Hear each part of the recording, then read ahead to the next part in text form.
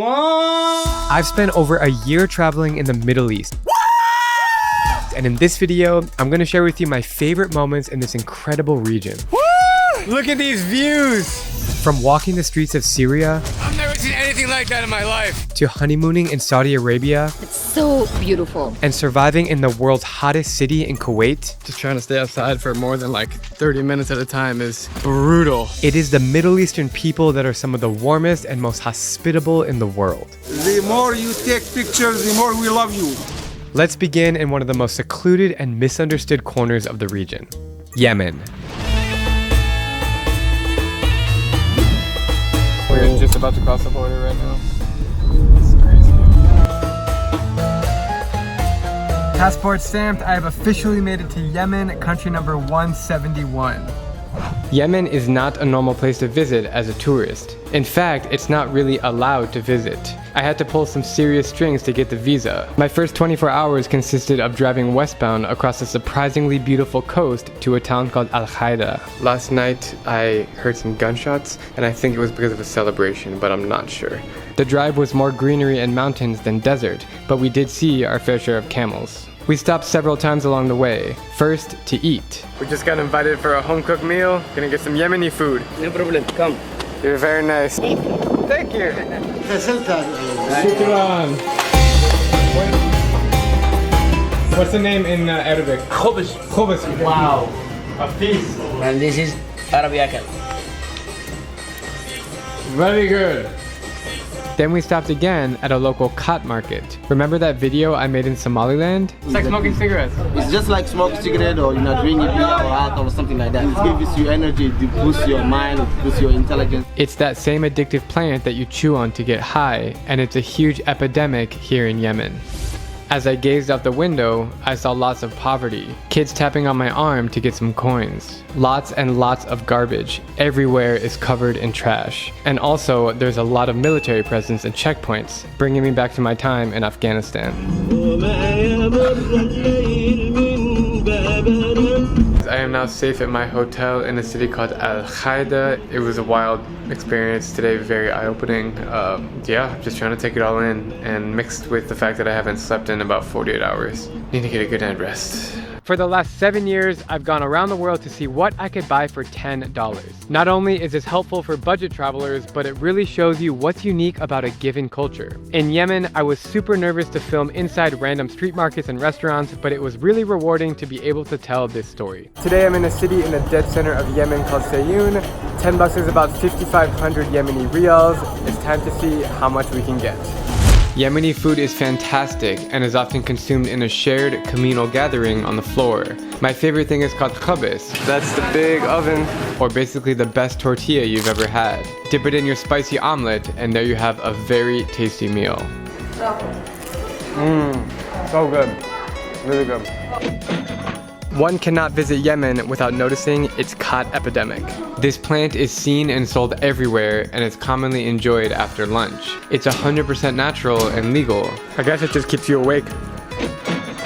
Now we are heading onwards to the market, which is super big and bustling here in Seun. And I'm gonna try to buy a Yemeni flag. That's my goal, but I haven't seen them selling it anywhere. So if I can't get a flag, I'm gonna have to buy something else. It's really crowded in this market. Wow. So it looks like we're out of luck with the flag, and second option, I'm gonna buy a new scarf. If you visit Yemen as a tourist, it's mandatory to keep a low profile, or else you will find yourself in situations that are not good. The best way to blend in is by wearing a traditional outfit and a turban, so I found a small shop to get the latter. That one, fifth to the left one, the blue and white one. Yes, could you put it on me? I like the feel of this one better, it feels nice. Shukran. 2000. Shukran.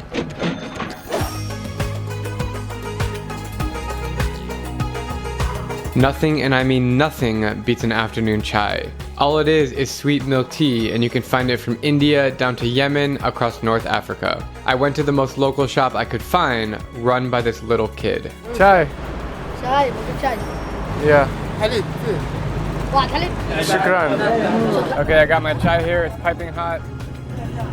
That is just the best taste, the sweetest taste. The Arabian Peninsula and Middle East is filled with all kinds of sweets, and halva is my favorite one. We headed into a local market to find some Yemeni halva, and I landed with this one. Shukran. Alright, it's time to give it a try. Oh, the sweet smell of sugar. In Yemen, everybody just uses their hands. I mean, it's almost like there's no utensils here. You see how hard that is? There we go. It almost looks like brown sugar. It's like powdery texture. When you chew it, it kind of forms together in your mouth. It's like a sweet Yemeni caramel.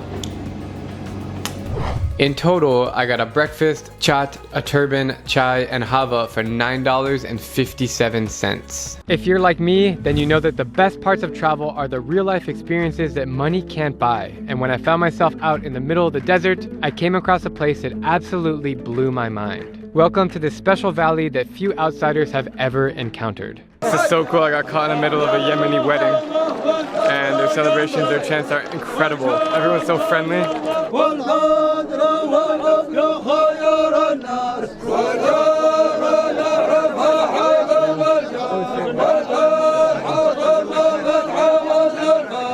Alright, everybody's walking, so we're walking with them. I don't know where we're going. In the center of Yemen is a giant canyon called Wadi Dohan. And at the bottom of this canyon, you can find mini settlements that are entirely made out of mud bricks. أهلا وسهلا بكم إلى مدينة صيف. Welcome to Saif village. And this village is known with the top houses, and it's very colored. And the people here are very outgoing they're very friendly, they welcome tourists, and they're very happy to have them here. And what are the houses made from? Is it bricks? The houses are made of mud brick. That's crazy. I'm just walking around here and like these are abandoned buildings, these mud bricks. There's no people in there. They look like hobbit holes. This is absolutely wild. From the blissful nature to the fascinating culture, this is truly a remarkable place on planet Earth, and it's not only my opinion. In 1982, it was listed as a UNESCO World Heritage Site. It's just so peaceful in these villages, and they're just like stacked up on the mountain. It's so cool to see. They have these little squares for windows, and it's just filled with the nicest people. I mean, everyone comes up to me on the street, asks me where I'm from, what I'm doing here, and it's really cool, and it's just not really what you think when you think about Yemen. Assalamu alaikum.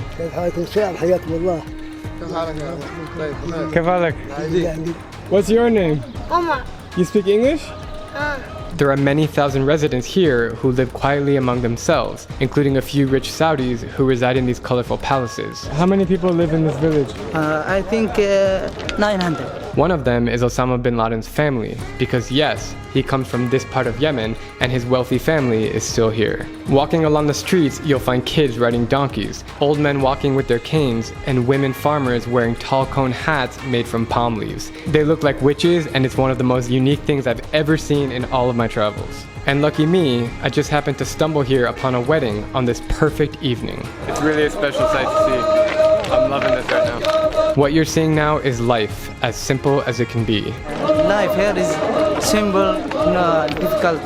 If you drive 2 hours north of here, you'll find a settlement called Shibam, which is known as the world's oldest skyscraper city. Shibam! This is what we call Manhattan of the desert. In Shibam, you'll find about 500 tall and ancient mud brick towers. It's really amazing, like these buildings are so tall. And it's 650 years old, and instead of the tents, the first houses that the Bedouin choose to build, it was in Shibam, 7 floors. It's so cool to be here in this moment right now. I'm not trying to trick you or lie to you by telling you how incredible Yemen is. I'm just being honest. I mean, these people, at least in this part of Yemen, are peaceful. They have lots of smiles and they're very humble. Yemeni hospitality is some of the best in the world, and there's no better place to experience it than inside a local household. I was invited to try one of the craziest meals in my life. If you happen to be squeamish or vegetarian, then you might want to skip ahead to the next part. So we have just arrived here in Seun, right in the heart and center of Yemen. Some of my buddies who we're driving with are from here, and one of their friends invited us into their house for some home-cooked lunch. It's about 2 p.m. I haven't eaten breakfast yet. I'm starving, and I'm really excited to eat some really home-cooked traditional Yemeni food. I already know that this is going to be a great experience. The people are going to be super friendly. It's going to be amazing. So this is the room that they eat in, just a bunch of rugs on the floor, and the food will be served right there on the floor behind me. Assalamu alaikum. Thank you. Shukran. I headed upstairs to see the kitchen. Very old style house. Yeah, this is awesome. And look at all this delicious food. The generous offering of food to guests is one of the best customs in Yemeni culture. If you're a visitor and you don't accept the food given to you, then it's a huge insult. Yemeni food consists of meat, either goat, lamb, or chicken, then lots of rice, flatbread, and this really tasty mixture of chili peppers, tomatoes, garlic, and herbs ground into a salsa. This stuff called salta is considered the national dish. Almost all meals are consumed while sitting on the floor, and contrary to most Arab countries, lunch is the main meal of the day in Yemen, not dinner. I should mention that I've had some food poisoning, so hopefully that this meal is gonna do me okay. But I'm gonna eat it anyways, even if I get sick, it's gonna be worth the experience. This one is bread with soup, this one is corn with soup, salta and soup, and this is a head of goat. That's a head of the goat. Yes. Do you eat every part? They just eat only the brain because they want to be clever. So do you think my stomach's gonna be up? No. Really sure you will not. Okay. It's like a cheese. Wow. Want to get the mind itself. Goat brain. Yeah, goat brain. It's like a cheese. The taste isn't bad, but the texture, it's like creamy. Yeah. Goat brains aside, the rest of the meal was pretty damn good, and I thoroughly enjoyed it. Tell him I say thank you very much for having me over. قال لك شكرا جزيلا ان انتم استقبلتوني في بيتكم. This is the best eating experience I had in Yemen. قال لك هذا اول يوم ان انا استضيف في بيت اليوم هذا. وانا كده اروح معهم. He said you're welcome and take me to your home in the United States. Yes. After about 20 minutes or so of eating, hot tea is served and it's loaded with sugar. What is that for? Oh, floss? That's a Yemeni dental floss. Then everyone gathers on the floor for some khat. Chewing khat is synonymous with Yemen and is consumed by the vast majority of men. This one is a ghat, it's a Yemeni ghat, and everybody in Friday they meet together. It costs like all this tree, it costs about like 20 bucks. How does it make you feel when you eat it? When you chew, you feel like more wake up and you want to work more and you want to move, you want to do something. So it gives you some energy, it's like coffee. They sit here for hours and hours and hours chatting and chewing khat. It's the ultimate way to pass time for Yemenis. When I'm chewing, I feel more better and I want to work and I want to do a lot of things. So you just take the wooden from here. You don't chew the branch, like the stick? No, you chew only the soft one, like a gum. Like a gum. Yeah. And then how long do you keep it in your mouth for? For 5-6 hours. Alright, let's try it. It literally tastes like you just grab a tree branch and you eat it. And it has this texture that like sticks to your tongue. Well, now I am extremely full and that was an amazing experience and also a great way to pass by a couple of hours during the hottest time of the day. It is boiling outside. It's like, I don't know, 45 degrees Celsius or 115 Fahrenheit. But anyways, now you know what Yemeni food and hospitality is all about. Shukran. Allah Hafiz. Bye-bye. Through my travels, I've often found that the kindest people and cultures come from countries that suffer the most from hardships. And here in Yemen, one of the strongest challenges that locals are facing is the crisis at the gas pump. We are right now road tripping across the southern part of Yemen from Al-Qaeda to Mukalla, and we pulled over to get some gas. So you have all these kids that are like, I don't know, 5 to 10 years old on motorbikes that are running by, selling you liters of gasoline for a lot more expensive prices than they used to be. Someone's honking at me. You have to get the gas when you can because once you hit the open road, there's not that many places to fill up. And the worst case scenario here would be running out of gas and being stranded on the side of the road.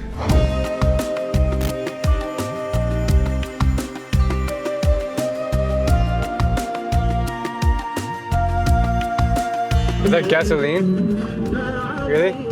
Life in Yemen is not easy for anyone. As most of the borders and airports are closed off, that means it's hard for basic goods to come in. Because of there is no oil and always we have only black markets for buying oil. So now it's increasing because of the situation in Yemen and it's so complicated. So now it's the oil is double 3 times. They don't have gas here? What happened? That's the third gas station we found and they're all eating lunch. They don't want to help you. Despite Yemen sitting on large oil reserves, it's getting harder and harder to come by basic gasoline to fill up your car. It's so old school. It looks like 1945. So now because we have this situation and always we are in a war, so they didn't yet produce oil yet. Or maybe it's being stolen by your neighboring countries. Yes, maybe. And they are selling it for us. He carries that in the car, the extra gas? How many liters is that? 20 liters. Oh shit. What used to cost 50 cents a liter now costs $1.50, making it all the more difficult to get across the country. I see kids selling it on the black market. Where do they get it from? They get it from like what you call different countries that they comes to sell it as a black market because now it's very expensive. Especially it comes from Oman. Despite having to compete for gas, Yemenis are the most humble people in the Middle East. They are always thinking about others rather than themselves, to the point that they don't even keep track of their own birthdays. So do you know how old you are? هل تعرف كم عمرك ولا تاريخ ميلادك؟ مش أنت عارف. لا. Do you know when's your birthday? هل تعرف حتى تاريخ ميلادك أي شيء؟ He doesn't. No idea. No year, no month, no nothing. Over the last 5 days in Yemen, I've been asking random people about their age, and nobody seems to know the answer. So, do you know when you were born? Which year? He doesn't know. He doesn't know. No. Do you know when is your birthday? متى عيد ميلادك؟ How are you? Can I ask you like 2 questions? Do you know how old you are? قال لك هل أنت عارف كم عمرك؟ أيوه. كم؟ Yes. How many years old are you? كم عمرك؟ 19. How- 19 years old. He's 19. Do you know when is your birthday? قال لك هل تعرف متى تاريخ ميلادك؟ No. لا يعرف. He doesn't know when. He But doesn't- he knows that he's 19 because he saw his parents are really big and As a default response, most of them tell me they were born on January 1st, and it's even written in their passport. Ask him if he knows his birthday, how old he is. تاريخ ميلادك كم؟ Doesn't know. He doesn't know his birthday? Ask him how old does he think he is. كم سنة؟ Come on. He said like you. Like me? I'm 28. He doesn't know. Okay, thank you. Shukran. He doesn't know. Bye-bye. He doesn't care. Why does nobody know their age and birthday? Because normally we don't have like a birthday. We don't celebrate that. So people they don't care about their age or. So why do they say January 1st is their birthday? It's just like a joke? Mostly people they don't care about their birthday or their age. Just because... Yeah, as I told you, we don't celebrate it. No one cares about it in general. I wanted to make this video to show you that Yemeni people and culture represents life in its purest form. Nobody cares whether you're 5 or 30 or 90 years old, because they all treat each other with respect. In the Western world, we're so caught up in these numbers and we think we're getting old. I'm 28 years old. Does that mean I'm old? No, to these people, they don't even care. They also don't have this concept of materialism like we have in the Western world. In other words, wealth is not as important to them when compared with family and friendship. I've hardly seen any big houses, fancy cars, smartphones, TVs, and even basic appliances like AC and seated toilets are few and far between. But smiles, family gathering, and laughter is seen everywhere. In one peculiar way, traveling through Yemen brings me back to my senses. And that is one of the most beautiful things about life in Yemen. As you know, not all life in Yemen is so beautiful and safe, especially for the women who face many difficult challenges. But one woman who I met is changing her personal narrative, finding beauty in even the most intense circumstances. This is Fatima. And I moved to Yemen 6 years ago.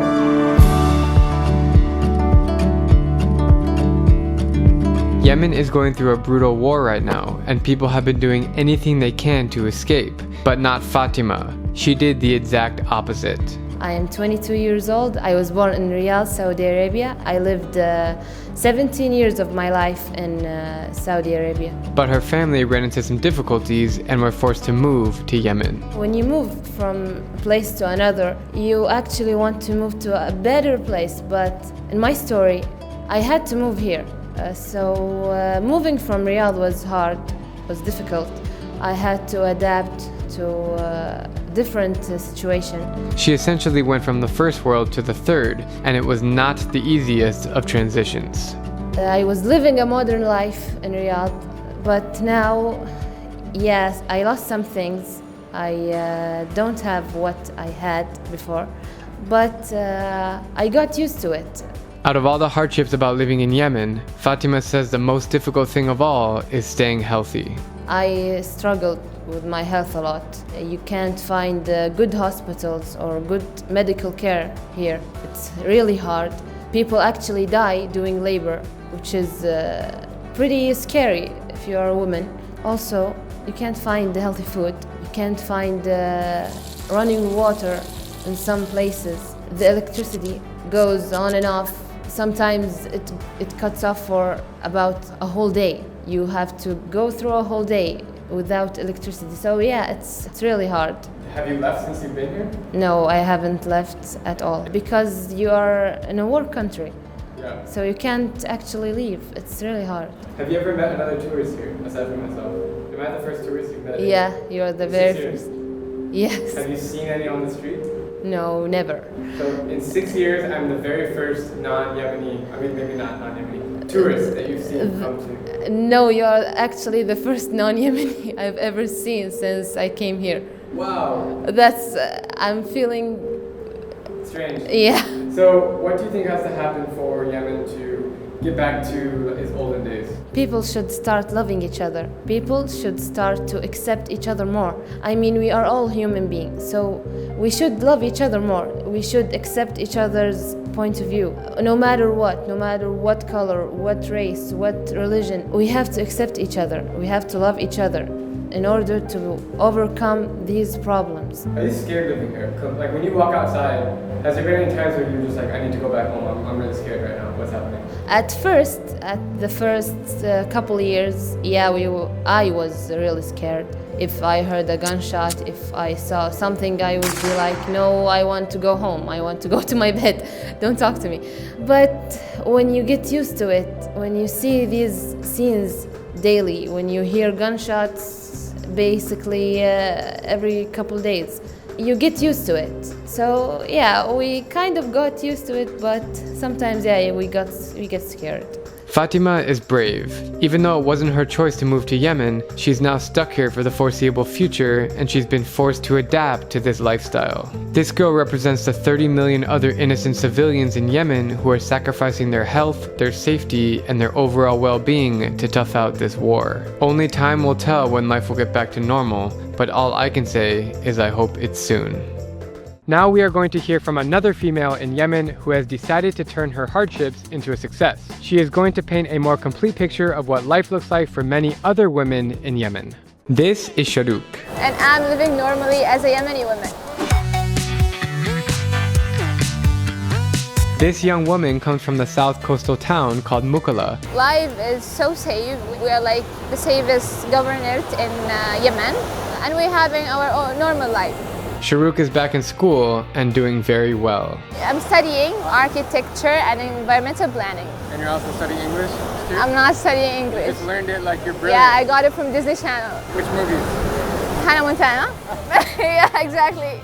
When we think about Yemen, we tend to think about war and terrorism. That's certainly what I thought before arriving here. But things in Hadramaut, at least, the region that we are currently in, seems to be going okay. Sure, there's a lot of police checkpoints and security, but what I've been seeing is markets that are lively, late night concerts that are crowded, and a riverside that is charming. The city is honestly beautiful. People are out and about on the streets just like in your hometown. Okay, let's get back on topic to Sharouk and her role in Yemeni society. There's no denying that being a female here overall isn't as easy as in the Western world. There are many restrictions revolving around religion and tradition, which can be discussed in a separate video. But she's doing everything in her power to fight it, starting with showing her face, because about 99% of women in her city keep it completely covered. I'm showing who I am and my identity.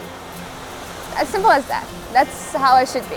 In my vision, women have the society. So women trying to do what men can do here. So me and my friends and a lot of women do the same what men can do. Working, studying, having our activities. A lot of normal things to have a normal life. Sharouk and a couple of her girlfriends started an activist club in Yemen called Takween, which revives culture in Hadramaut. We are doing like musician nights, movie nights, discussion books. Also like we care about how we can develop ourselves as youth to build our own area, small area to live in peace. It's amazing how they're all so fluent in English. Hi, I'm Najat. Hi, my name is Shuruk. Hi, I'm Sarah. Hello, I'm Safa. When I'm hanging out with them, I feel like I'm home in the US, hanging out with my friends. And believe it or not, being a woman in Yemen does have its benefits. Yeah, women go next level. I've spent the last 24 hours with these girls, and I'm amazed by the priorities they have, especially with policemen. In our society, a society filled with traditions and cultures, they believe that they should take care, and everyone should take care of women, because women need to be protected, during this messed up situation. It's good to be a woman in checkpoints and those things, in lines and that things. Najat stopped there, but they're so crowded. So he said, okay, we'll make the place for you, Najat. Who said? The policeman. The policeman, they let you come in. Women next level. Women queens. It's great to see Shahrukh and her friends paving the way for the future of Yemen. They are so sweet and so sincere, and I really hope the situation clears up so more people can experience their hospitality and see the beautiful wonders of Yemen. We're trying to have a normal life here despite everything happened. Here in Mukalla, we have a simple, normal life. Amazing, thank you. Just off the coast of mainland Yemen is an island called Socotra, which is one of the most isolated and surreal places on planet Earth. And that's exactly where I'm heading to next. You can see the town here behind me. It's mostly just dilapidated, unfinished buildings, trash everywhere, and some goats. There's like one hotel here. And military guys passing. We are in Yemen after all, so there are military everywhere. All right, I'm with Khalifa now. We're walking around Hadibo. How do you say it? Hadibo. Hadibo. This road is the main street. They call it 20th Street. Do you know all the people here? Like, have Most of the people. all the faces you know? Most of the people. If I don't know the name, I recognize the face. Really? Yep. There are goats everywhere. What is the significance of the goat for Socotra people? So the goats is the main business for the Socotra people, especially the Bedouin people. The one thing that bothers me about Hadibo is the trash. There's trash everywhere. This is the main problem, seriously. It's really like embarrassing for me. You're embarrassed. Yeah. It's like a refrigerator graveyard. I've been like going around the island and so beautiful. As soon as we arrive here, is like rubbish. We have a collection like companies, but they didn't pay for the workers, that's why. This is my favorite part about Yemen is the flaky bread. Oh, freshly made. Oh my God. Look at this, it's like, you just hear that crunch. So this is a Yemeni restaurant and the workers are Yemeni. They came from North Yemen to Socotra as a worker. They opened a business here. Thank you. Bye-bye. Everybody here is so friendly, like it's deeply rooted in Yemeni culture that you guys are hospitable and welcoming. Ya hayya, ya hayya.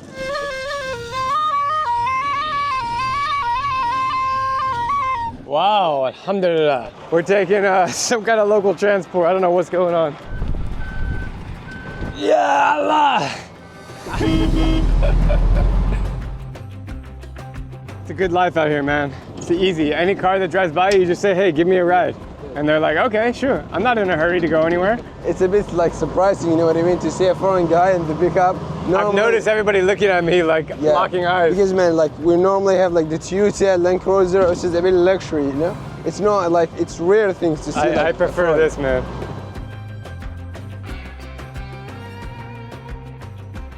We are now entering the fish market, which seems to be the most bustling place in town. And because Socotra is so blessed with amazing ocean, there's fish everywhere. It's really cheap, and this is where they sell it.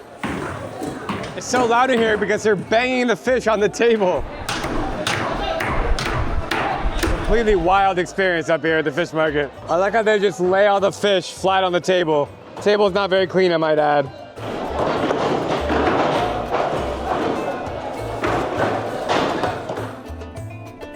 It's like that and like that. Yes. That is a Socotra greeting. They touch the nose. Okay, man. It's so interesting. It's like you're leaning in for a kiss. Entered a little back room here where the men are playing a game. It's so cool. Sorry.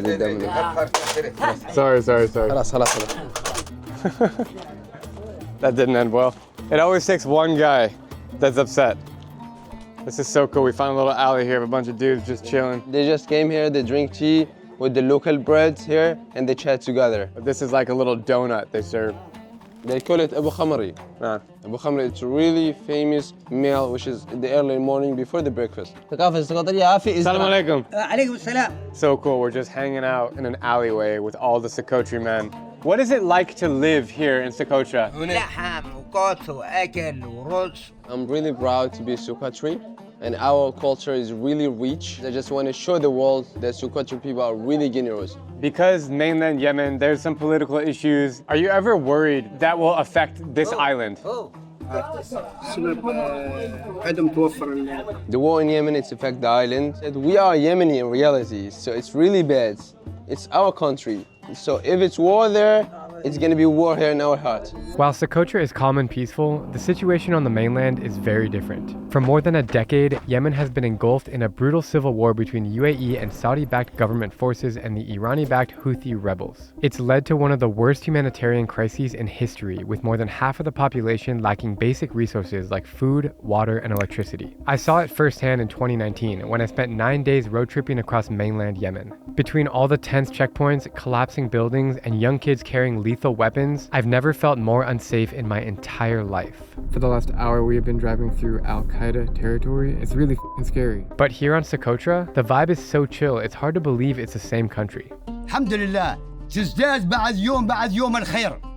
تزداد. Given the current situation of mainland Yemen, would you go there now? المشاكل قاعد الناس سافروا وكم هناك جلسوا وكم هناك. اسمع والأجانب سائر مفعول. This guy showed that Yemen is completely safe. Yemen is welcoming to everyone. Oh, that's why they're laughing? Yeah, they were laughing. Because they know it's not true. They said, man, what the f*** are you talking about? Shukran. Thank you. Bye-bye, thank you. Socotra might be part of a troubled country, but there's still a lot of beauty to be found here. So I'm heading out of the main city to see the dragon blood trees, a strange and rare species that only grows on this island. But getting there isn't easy. The off-roading here is real. Damn. Assalamu alaikum. So Lee and I have both been every country in the world, and we were just saying these could be the worst roads we've ever been on. True story, it's pretty bad. Yeah, I mean, you get to drive about 2 miles an hour. It's crazy. I've also recently decided to break Lee's record to be the youngest human to visit every country and both the North and South Pole. You finished at what age? 37. I'm 33, and I just need to visit the North Pole, which is much easier than the South Pole, so take that one, السلام عليكم. عليكم السلام. حبيبي. حبيبي. كيف الوضع تمام؟ تمام. حبيبي حبيبي. الحمد لله. تمام. تمام. تمام. حمر. Hey buddy, how much is it? 1,000. Here you go, bud. Thank you. Thank you. I don't even know what I just bought. Frankenstein. It's the Frankenstein. Frankenstein tree? Yes. What do you do with it? It's like Chewing it as well. You can chew it? Yes. You want some? Show me how to do it. Oh, you just chewing it? Oh, it smells bad. No, come on, man. You sure? Do it. It's like chewing gum wax. Tastes like black pepper. You got some nice trees here, Khalifa. A dragon blood tree is the sign of Socotra Island, and local people are really, really proud of the dragon blood tree because this is the only tree you cannot find it all over the world. This tree is kind of the oldest tree here in Dixon Plateau, which is they could cross 1,000 years. If you planted the baby of the dragon blood tree, if you plant it, it's gonna be like this after 40 years. For the trunk, you see many holes, so it has a red resin. They use it as a medical. Like if you have a wound, they put the resin on the wound so they will stop the bleeding and they close the wound. Walking around this island, it feels like you're on another planet. Just no people, cool ass trees, beautiful nature, desert, canyons, mountains. Now I understand the appeal of Socotra. Absolutely insane. They look like brains. So are you born and raised in Socotra? Yeah, I'm a native. Before COVID, almost nobody in the outside world heard about Socotra. Then through Instagram and TikTok, it became really popular. Is it a good thing that all these Western tourists are coming here? It's really good things, man. Our island, they benefit from the tourism, the local people, even Yemeni people who live in Yemen, they're really proud of us. Like, for example, when I traveled to Yemen and they told, where are you from? I said, I'm from Socotra. Socotra, we're really proud of you, man. Is there anything negative happening with all these tourists coming to the local people or to the economy? No, really until now, but I've been working as a guide for 3 years, and from people, to be honest, they're really respectful. What's the language like here? Is it the same as Arabic? As a native Socotra language, which is completely different. So the most important word in Socotra, if you say it, local people, they feel really welcoming, which is shkir bene. Shkir bene. Which is like really good. You will say it for the view, if it's so beautiful, you said shkir bene. For the food, if it's tasty, you said shkir bene as well. Got it. Hey guys, how are you? Shkir bene. All the village kids came out to say hi. Where do you guys live? They are living in the village over there. Over there? They are Bedouin kids. They said, oh, nice to see you, Khalifa. Like, how are you doing? How's your family? It's really rare to find the kids in Hadib that talking like that. What is Socotra? Like, when I think of Yemeni people, it's not Socotra. No, Socotra. What's the difference? Bro, Socotra people, we have own language, we have own culture, we have own traditional things. Are most people really poor on this island? I'm not gonna say poor. Most people are millionaire here. You're not gonna believe me. And if you just check, the bank account is 0. You see that I'm joking, but each person has like more than like 100 meters of land. They live here in a basic life, in a simple, and they just keep their land to their new generations. Amazing, man. Camping out here in Socotra, nobody around, perfect weather. This is about as epic as travel can possibly get. And watching Lee figure out his tent, this kid's pretty... When's the last time you slept in a tent? Antarctica 11 years ago. Really? Yeah. How's it looking? Yeah, it looks pretty cozy. Not terrible. You're a rather larger human. I'm definitely gonna be too tall for that thing, by the way.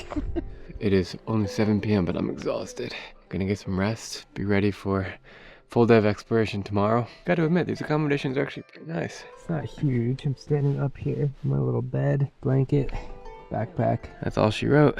Good night.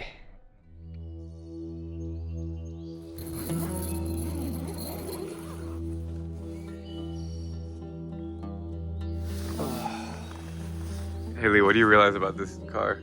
There's a dude sleeping there.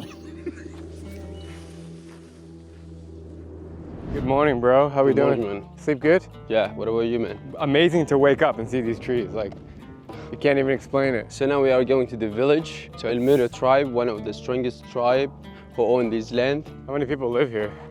So people that live in this village is around 20 families. So that house is the sheikh house. If you are a sheikh, which means you are the boss of the tribe, every guest they pass from your village, it's necessary to invite him to having tea. So that is the sheikh. Hello, Musliman. Hello. You have to check noise. No, you have noise by nose. يا حية. الحي. شغورك. خير. من عونك. مرتاح. خيرات. كيف حالكم؟ You have to do it. بنحل. Yes. The bouncy nose. Hello. Hello. Take off the cap, man. Yeah. Thank you. Thank you. Dude, Lee reached in. That was one of the funniest things I've ever seen in my life. So this is the guest room, and we're gonna show you around. Just come on, guys. Cool. This is like the hangout spot. Yeah, this is the guest room, and it's necessary if you enter to drink a tea with him.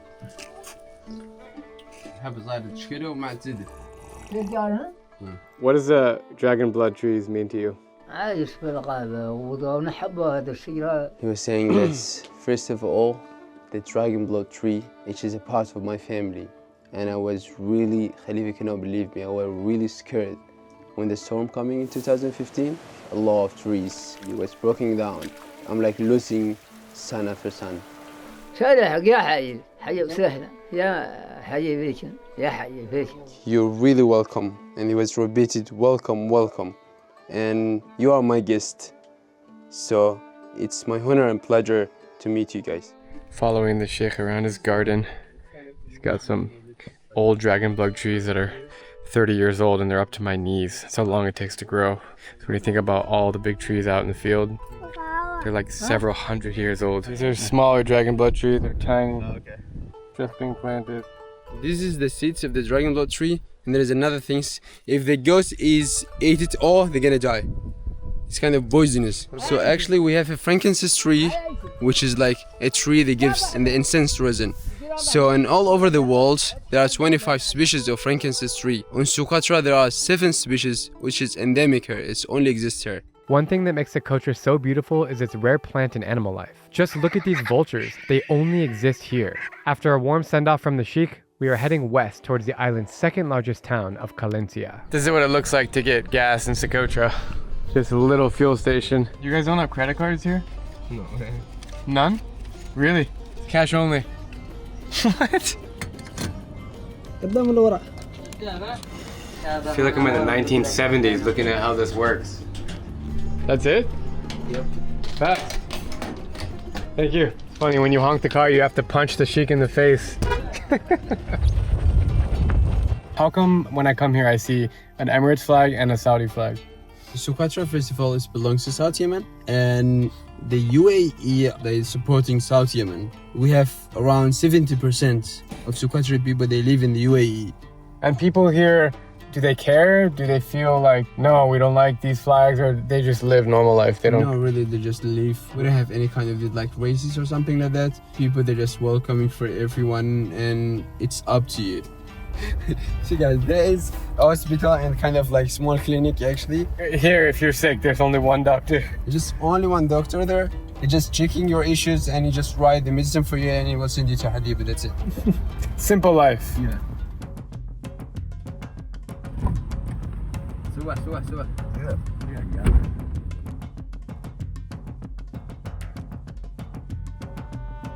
We are now in the second largest city, or I should say town, because it's not really a city, and it's called Kalencia. See, it's around 8,000 people live here. People that live here, are they different than Haribo people? People who live here, most of them are fishermen. And they are Socotra in reality, but they have different accents. If you go to mainland Yemen and speak Socotra, they don't understand. Come on, man, they think you're from like somewhere else, from Somalia or Africa, or they think they're speaking English to them. It feels like this town is like empty, abandoned. There's like very few people here.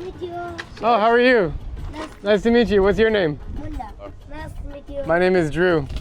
So how difficult is it to get like supplies? It has to come on a boat from mainland Yemen, right? Like what if you want to buy an iPhone? So actually you order in Yemen, so you talk with your friends or your relative, they live in Yemen, and they just bring it to you by any passenger that they came on Sunday by flight from Yemen. And everybody here has like phone signal, right? And Wi-Fi? Yeah, sure. Well, not always Wi-Fi. So actually the Wi-Fi, not really, but they have like a cell phone and they just use the Yemeni SIM card. So this is what a shop looks like here in Socotra. It's pretty small, but they have a lot of things that you would need, all from mainland Yemen. So let's see, we're gonna buy this one. Dates. Dates? Yeah, let's do it. 1,000. Shukran. بالعافية. We'll say in Arabic. بالعافية. Bon appetit. That's good, bro. Anytime you're in an Arab country, you always can find good dates. Now, there's nobody around here. It's empty. Most of them, they're taking a nap, and the others, they're chewing cuts in some of the corners. So if you're chewing cuts with someone, you know, for the first time, you're gonna be the closest friends. Basically, it's a stimulant drug that grows naturally in the ground in Yemen and Somalia and the Horn of Africa, and it just makes you have energy. It's like drinking 5 cups of coffee. Well, last time I was in Yemen, everybody was chewing kat like on the street. That's a lot, man. That's an addiction. It makes you to feel good in a mood, and you want to work and you want to do everything. In the night time, you can sleep normally. All right, let's try it. Tastes like I'm eating a tree. Like if you're chewing guts, because we are in small communities, like most people, they know each other. If you're chewing guts, you're gonna get married. It's really hard. So most people, they're hiding it. Like they're chewing guts far away from their place or something like that. No more cut. Everyone in this store behind me is chewing kat. Damn. Here is like the guts. They bring it a bit secretly. They bring it by ship from Yemen. The police know this. Actually, the police, they know this, and they're chewing gut as well. But if they found like these, the guts, they're gonna burn it. Burn it? Yep. This is what volleyball looks like in Socotra.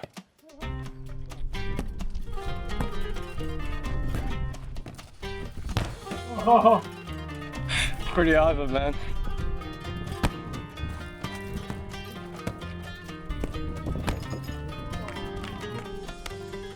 Bye-bye. Shukran. Hi.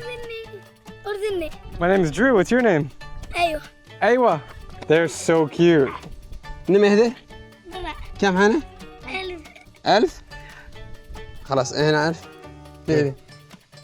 خلاص نعمر قرعة. كطلع بش 100 تجينا 100. يا لا يا هذه شو يصير؟ خلاص بيهد والله والله لكن كي طلعش 1000 يطلعش 100 يلا مستعدة؟ مستعدة؟ لا مستعدة؟ شكرا شكرا Bye bye.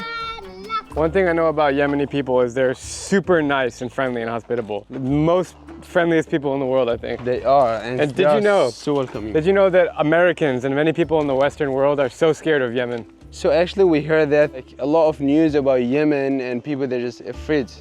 And there's a kid that bring us the dates that we forget, brother. Oh, thank you. Yes. Shukran. You cannot attack like the people if the country is not safe. So the people are not like that. So people are so welcoming, and Yemeni people are really, really kind. And you see by your eyes here, bro. On this island, is there any crime? It's really, really rare here on the island. It's completely safe and a peace island. You leave your shoes and you came tomorrow and found it there. Yeah. What if I leave my computer out there? You leave it, bro. You leave it, and I believe that someone will take it and they put it at the mosque. And they said, if someone just trying to find his computer, you will say that he's at the mosque.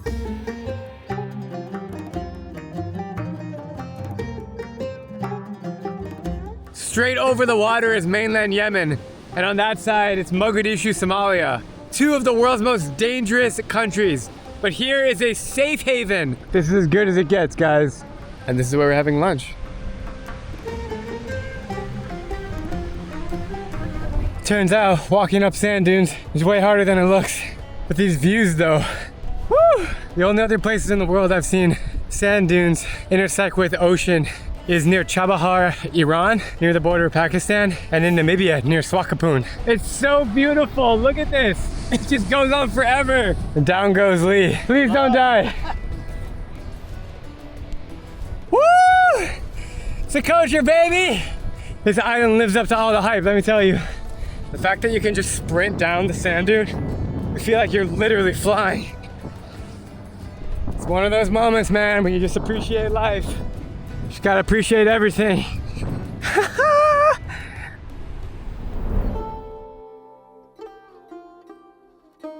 Just came up to the top of the mountain here for sunset. You can see the whole bay with the mountain. Look at that water. Got dunes over here, the town right there. Man, this is about as good as it gets.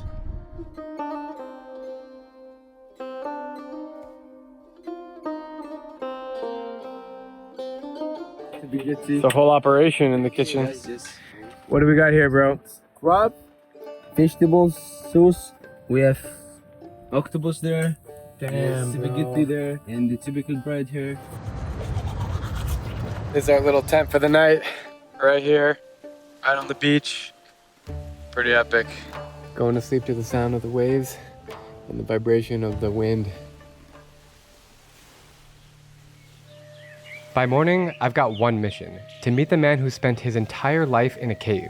He's become a local legend on the island, completely isolated with no electricity or running water. Our guide knows exactly where to find him, so we set off along the coast to track him down.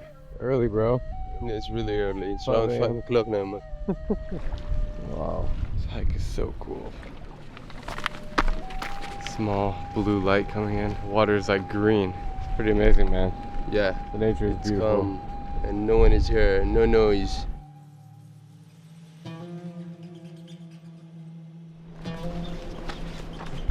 There he is.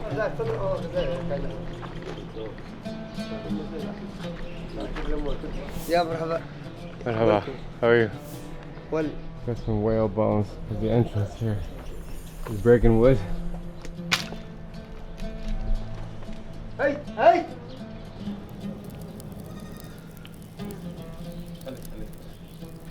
This is your home. Yeah, you're welcome. Yeah, this is my home. Yeah. I sleep here. Tourists give me this. Light. Yeah, this. And one person give me light for when we went to dine tonight. Oh. Yeah, it's for the church. This. Solar panel. Yeah. Wow. This orca balls, and his teeth taking my necklace. You found the orca here? And the bait. And the long time when me baby, I blind here. but one small cave there. Is it big? No, let me show you. Wow. Because I remember when my baby, maybe 50 years ago, this rock closed here. Maybe some people in a long time live inside, because they find inside some thing inside. Oh, the cave goes on forever. If you go really close down there, it opens up. It's really hot in here. Imagine just living in this place all to yourself. The moment you come down from the cave, you look in front of you, you see the most insane view. This Belgian man bring this. He bring this from cave. Oh, that's inside. what you got. Really? Yeah. You find that? Yeah, he find this inside. Because it's very old. So it's people lived there broken. before? I think, yeah. How many years ago? I think maybe 200, 300 years. My grandfather, grandmother, after my father, my mother live here, and now me. Other cave there, my uncle cave before, and now everybody like village. The only food you get is the sea. 50 years ago, I remember people eat from sea everything. Eat fish, the dates, popcorn from Swahili bring popcorn. My father he bring here popcorn. Yeah. Thank you. You're welcome. Is life happy here? Here I'm very happy. When we go to a village, not too much happy. You don't like the village? What happens when there's a big storm? In here is safe? Yeah, I bring my family here. Yeah, 2015. Yeah. 2 cyclone in Socotra, very strong. Cyclone? What happened? Many people die in shop. In some one place there is name is shop. I bring my family all here. Before 2007, you don't speak English and you just live here by yourself. Yeah, no. And now people come to Socotra only to meet you. You are the main attraction. You and the dragon blood trees. How does that make you feel? I am very happy because everybody like me and me like everyone. So tourism has made your life better. Yeah, now. Good. Some people argue that tourism ruins the culture or like makes places bad. But I actually think the opposite. Tourist is very good for me, also for many people. I can't believe you're 61, man. You look younger than I do. I'm 33. Yeah, because I'm happy. Always, every day, I'm very, very well. But you never get sick? Nothing, not too much. Sometimes I have problem here, I drink aloe vera. And this also. Like this, you have problem. And the stomach eat this. Yeah. And also, if you have like hair, runny nose, yeah. Yeah, this, like this.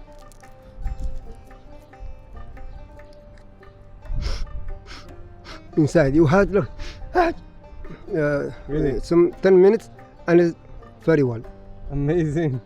I've never heard of a plant that you could eat and snort and it cures your sicknesses. Hey. They understand. Yeah. You speak to your ghost? Yeah, I call it for, I don't know where he go, now he's here. Hey. Alright, Mr. Caveman is now taking me down to the water because he's picking up his fish, so it's gonna be pretty cool to witness this. We made it down to the shore and homie just took off on a raft. Abdullah just came back with fish on top of his little raft. So Abdullah went out there for like 20 minutes, went to his fish net, and he came back with these incredibly fresh fish that are still breathing. For breakfast.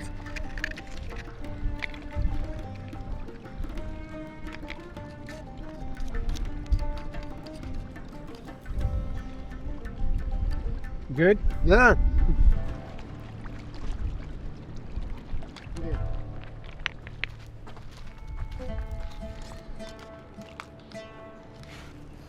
This is so cool. He just brought back fish. Now he's just cooking it and eating it. As they say, give a man a fish, he eats for a day. Teach a man to fish, he eats for a lifetime.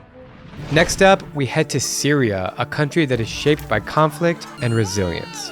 Since my last trip, everything has changed. On December 8th, 2024, opposition forces took over the Syrian capital of Damascus, forcing out their dictator, Bashar Assad, whose family ruled for over 50 years.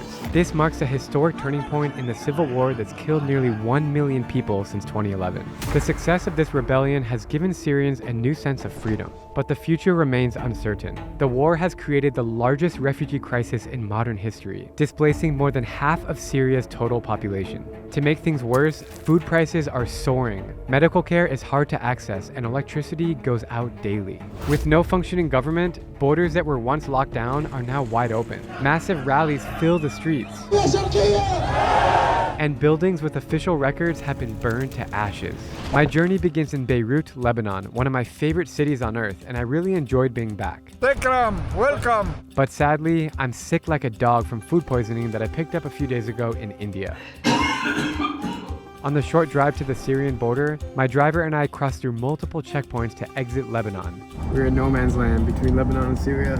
But on the Syrian side, with the government in shambles, they have an interesting new system. So there's kind of a loophole to get into Syria. They stamp a paper, not the passport. Here's my actual entry. But what if I lose the paper? Then there's no proof that I entered Syria. It is surreal to cross this border, especially since I never thought I'd step foot here again. I love Syria. This country has a fascinating history, some of the world's most hospitable people. The more you take pictures, the more we love you. And honestly, the best cuisine in the Middle East. But right away, things feel different. I am walking past checkpoints that have literally just been demolished. The moment you go into Syria, you have all these abandoned buildings here that used to be checkpoints, completely gutted. Imagine military standing here with weapons like recently, like 6 weeks ago. This is the old Syria flag, which they've destroyed the walls, and now the new flag is over there. It is a totally different Syria, and I'm ready for this one. It's gonna be one hell of a trip. How are you doing? Good to see you. Welcome back. Thank you, thank you. This is Ayub, and he will be my local guide for the next 4 days. I freaks out because there's no signal here, and I was like, well, how is it going on the border? I was banned from Syria like until 2 months ago. Yes. But when the new government now, they don't care because all of the issues is related to Assad regime. I'm not gonna get kidnapped. No. If I do, you need to bail me out of prison. Yeah.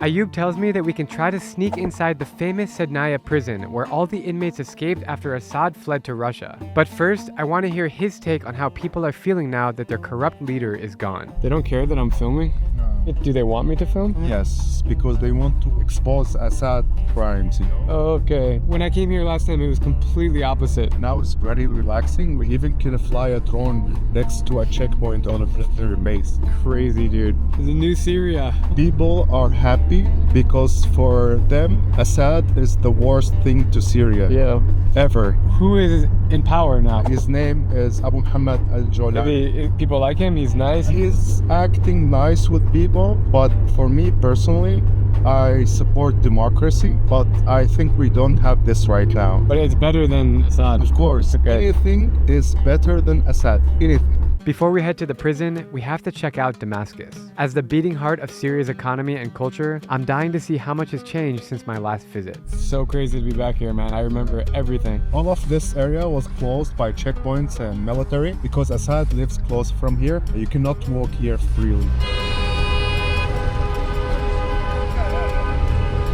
They like to use the horn in Syria.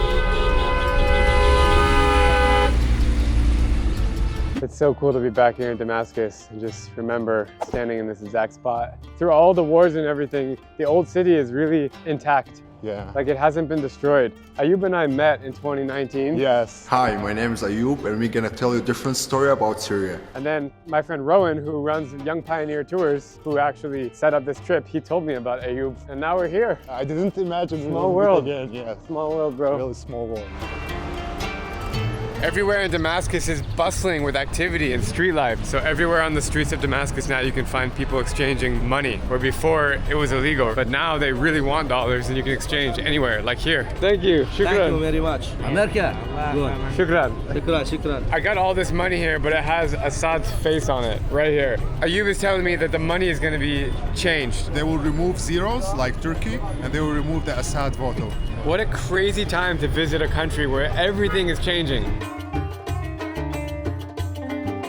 All over Syria, you find bullet holes in Assad's face. So crazy to see this happening. These are photos of people missing in Sedaya prison. Look at this. So sad. As we make our way to the prison, the outskirts of Damascus tell an ugly story, one of civil war and terrible suffering. The physical line between the beautiful city center and the desolate rubble is razor thin. You see now, here, it looks nice. Yeah. Compare it with after that line. Whoa, look at those buildings. Under Assad, Syrians endured mass executions, chemical attacks on civilians, and the deliberate bombing of hospitals and schools. It literally feels like another planet out here. Every building around me is destroyed, completely destroyed, gone, gutted. This is used to be a kitchen, a lady in the evening cooking here, kids playing here, and now it's all gone. Jeez, dude.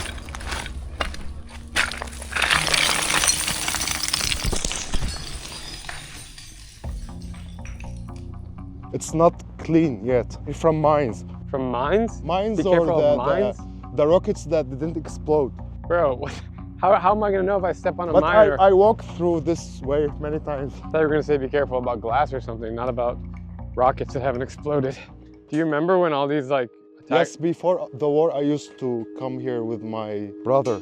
No words can describe the feeling of standing here right now and looking at all this destruction. I mean, I've traveled to Ukraine and Mogadishu, Somalia, and Libya. And you see a little bit of destruction, but not like this. I mean, it's hard to swallow. Soldiers used to be here and moving through those tunnels. Let's go in the tunnel.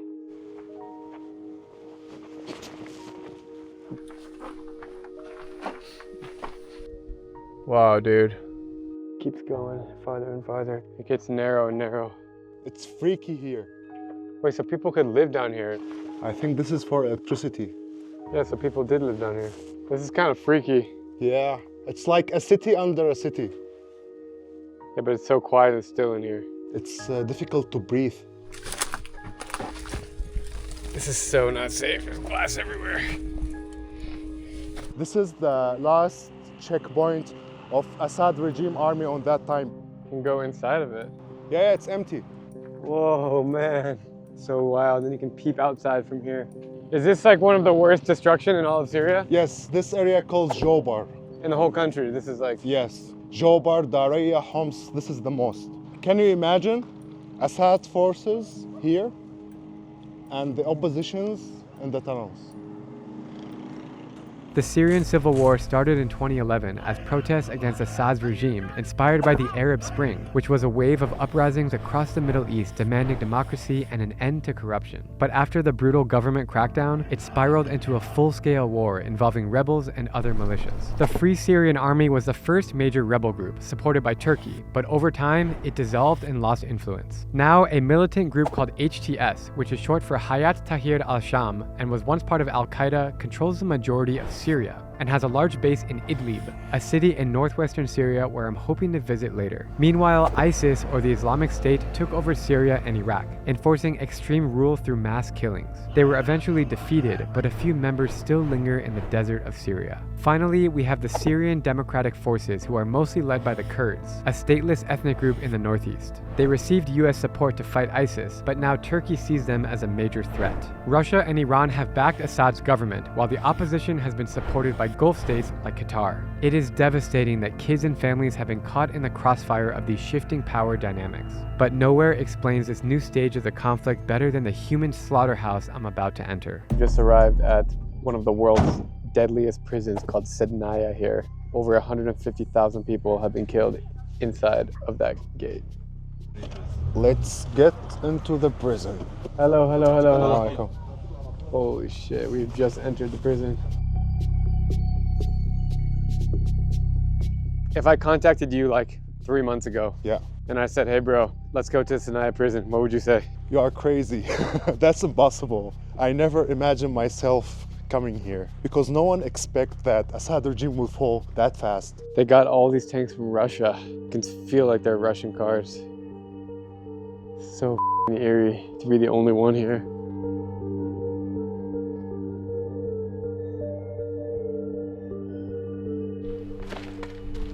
This is so bizarre. We've just entered the prison and this is insane. So this is a normal cell. There's a normal cell? They keep here up to 100% only in this space. What? Are there bodies in here? No, only clothes. Are you sure? Because when everyone left, they only left with their clothes. They only have light from here.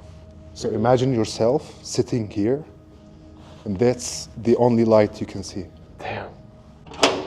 This is how it used to be. Yeah. Only this small window. Wow. 3 locks. And there's 100 people inside. God.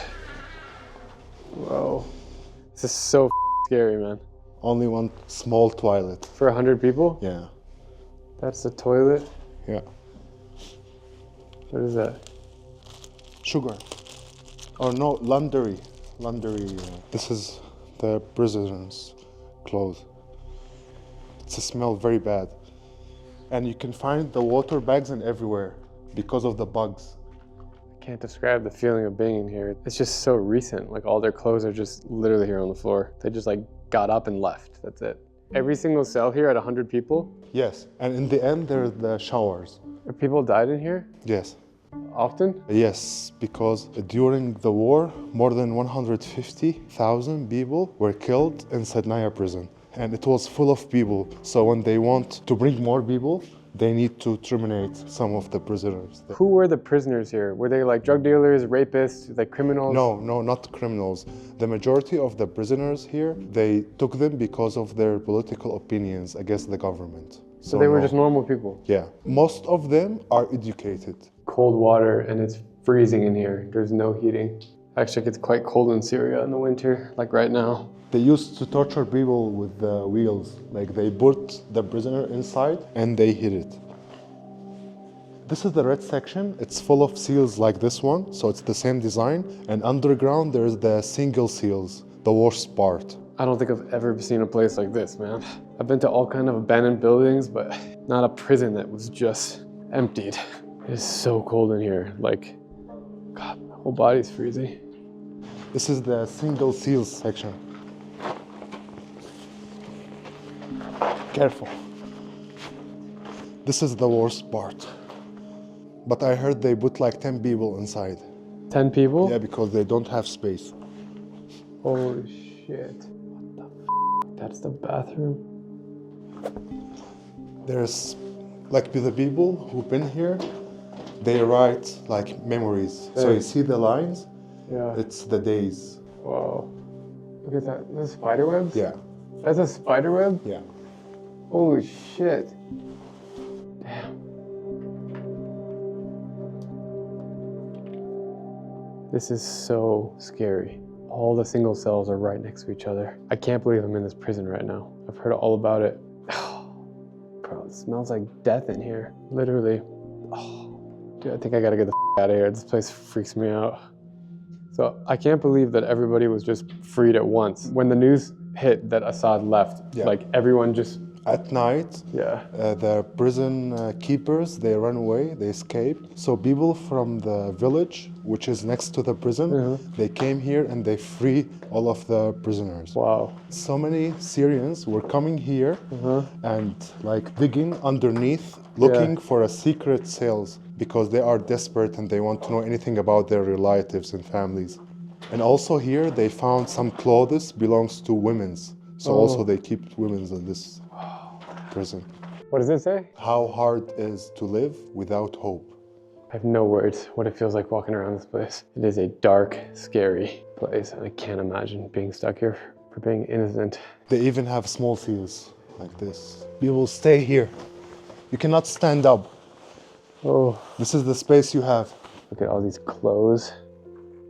Oh, they smell terrible. Oh, man. They're like wet and cold clothes. Ugh. Walking through this prison and thinking about how many people died here makes me sick. It's hard to believe these horrific conditions and the fact that all prisoners escaped just a few weeks ago. But there is a glimmer of hope because back in Damascus, I stumble upon a rally of people celebrating the fall of the old regime.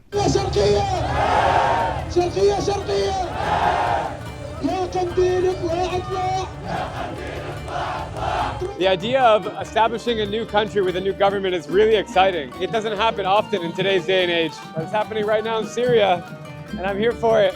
Damascus is the world's oldest continuously inhabited city and is a cultural and historical treasure. Once a key hub on the Silk Road, it has been shaped by countless civilizations like the Romans, Ottoman, and French. For centuries, Muslims, Christians, and Jews coexisted here, making it a true spiritual crossroads. The city is famous for its ancient mosques and bustling markets, and I can't wait to soak in the atmosphere that I remember so well. Walking in the beautiful old streets here in the old city, look at this food everywhere, man. Unfortunately, I have one of the worst food poisonings of my life right now, so I'm not able to enjoy any of the food here, but it's some of my favorite cuisine in the world. But I gotta just kind of take a look and keep walking. Today is Friday, so everyone goes to hang out. Man, I'm so happy to be here. This is amazing. What a place, super lively.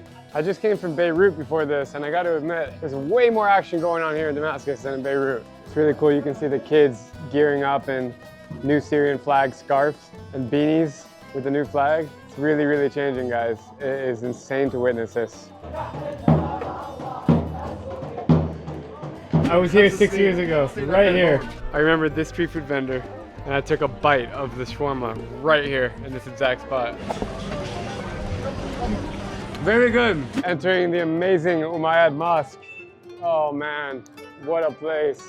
Last time I was here, this whole courtyard was off limits. You couldn't go in the middle. So I actually snuck up to the top of that minaret and I hiked all the way to there. I had the most epic GoPro selfie shot overlooking Damascus from there.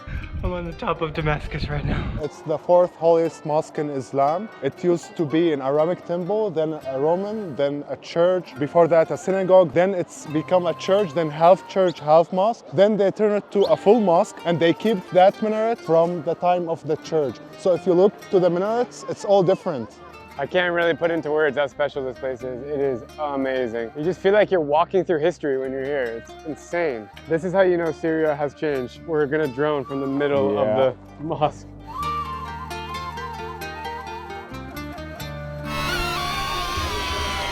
It's a little bit emotional for me right now because I honestly thought I was never gonna come back to Syria and see all the beauty here, but here I am, back again and enjoying it honestly more than I've ever enjoyed it. بس انجلش؟ English. يلعن بشار الاسد، قول يلعن بشار الاسد، قول يلعن بشار الاسد، يلعن شوارب، يلعن شوارب بشار الاسد. Are you happy these days in Syria? أنت مبسوط هلا لأنه راح الأسد؟ Yes, he's happy. Why? He don't need to do the mandatory military service anymore. That's why he's happy. Why else are you happy? ليش أنت مبسوط؟ Because prices are going down now. Life is easier. بدنا نشيل شوارب بشار الاسد، بدنا نشيل شواربه بدنا نعالي خالص. ونحط الصباط بأثم بشار. صوت عنك سوريا؟ Are you happy in Syria? Yeah, very happy. هو من وين؟ من أمريكا. نعم. He said, God bless America. How do you feel about life now in Syria? And she feels safe now for her country. كمان عشت تحت الضرب وتحت القصف وكان She suffered during the war because of the fighting, and now she feel like that's the end of this nightmare. That's why she's happy. Thanks for sharing. How about you? How do you feel? She's super happy. Thank you. Shukran. We are now entering inside the mosque. Immediately when I walked in here, the prayer came on. It's so cool to revisit a place after an extended period of time and just realize how much you've changed and how your perspectives on the world are different, but the building looks exactly the same. The call to prayer is one of the most beautiful sounds on planet Earth, and it's a great way to end the night after diving into some heavy topics. Tomorrow, I'll be ready for another big day of exploration because this time we're gonna road trip outside of Damascus. After a good night's rest, we're on our way north to a city called Idlib, which was once controlled by ISIS and completely off limits for anyone to visit. Nowadays, Idlib is a stronghold of HTS, the new militia in power. People in this city have faced relentless bombings, sieges, and extreme hardship. So I have to admit, I'm feeling as nervous as I am excited. On the way out of Damascus, we passed by a wild-looking building that looks like it was set on fire just yesterday. What was this building? Department of Immigration. This is where we get visas from. So literally in one night, they burned all the documents. Yes, because they want to hide the evidence. I've been banned from Syria and all the evidence of that was in this building. Yes. So now nobody knows the details. Exactly. But there was a paper in here that says I was banned. The whole system is here. I feel bad because now they need to make more efforts, but also because we need some evidence to prove what exactly was the security forces agencies doing in here. It's a little bit intimidating that these guys are walking around with huge guns. Like, who are they? They're good guys, right? Yes, now their name is Ministry of Internal Defense. Just then, Ayub mentions a pill factory where Assad's government used to manufacture illegal drugs, and I know we have to check it out. The drug that they would make in here is similar to like speed or Adderall, and they would make it in the millions in this exact warehouse, which is now empty. Our final stop leaving Damascus might be the craziest place I've ever stepped foot in. The abandoned Iranian embassy, and we're about to just barge in. Whoa, dude. For decades, Iran was one of Assad's biggest supporters, providing weapons, funding, and even fighters to keep his regime in power. But the moment Assad fled to Moscow, all the Persians left Syria with him, and their embassy was left in the dust with no security guards. Wow. Look at all these Iranian flags. Holy shit. There's pictures of the leader like all over the place. Dude, this dude just came out of the wall. What the f is? Just a random dude that came with us. He's like searching around for stuff. I feel like there's still cameras in here that Iran's like watching me or something. I do want to go back to Iran someday. I love you, Iran. Dude, look at the cat. Whoa. This is a library in here. Dude, look at this. All these books. Behind this bookshelf, there's a secret door. Oh. Dude, this is a secret room. I wonder what they did in this room. What happened in here? I'm in a secret room in the Iranian embassy in Syria. I've been to Iran 3 times. I love the country. It's one of my favorites in the world. And I just can't believe I'm stepping on all these artifacts, books, CDs. You want to get out of here? I'm scared, dude. How are you not scared? We won't come back here every day.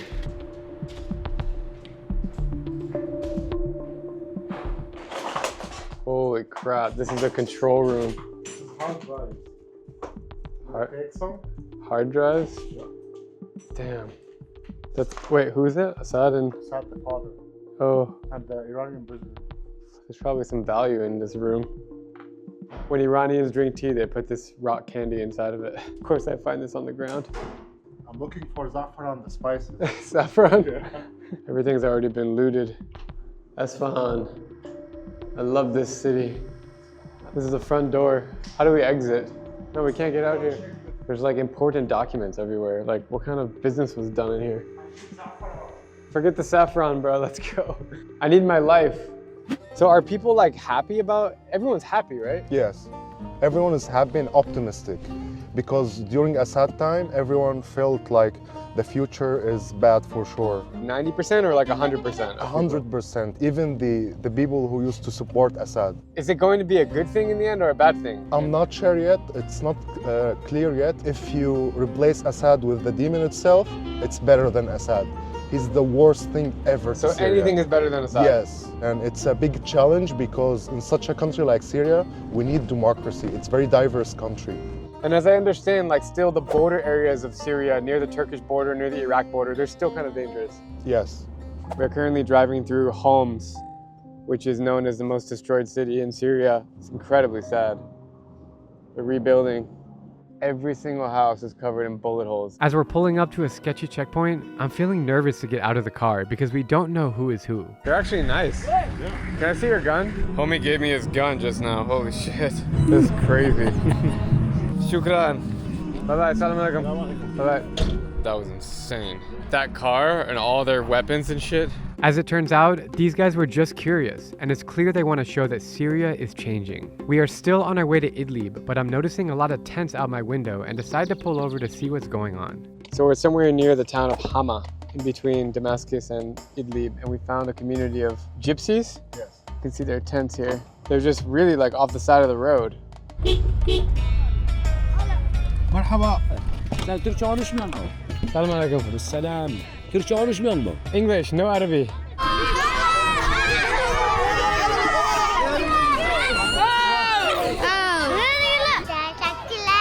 Hi, assalamu alaikum.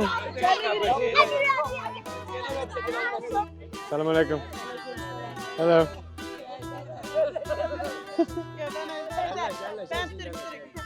So we are walking through the community here, and everywhere we go, all the kids follow, which is actually kind of cool. They have their own community. This is a shop. They got shisha. Salam alaikum. This is awesome. There's a dude chilling, smoking shisha in the corner.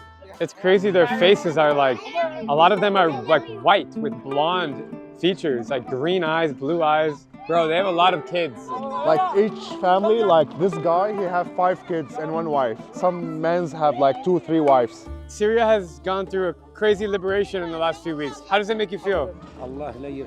He don't like Assad family.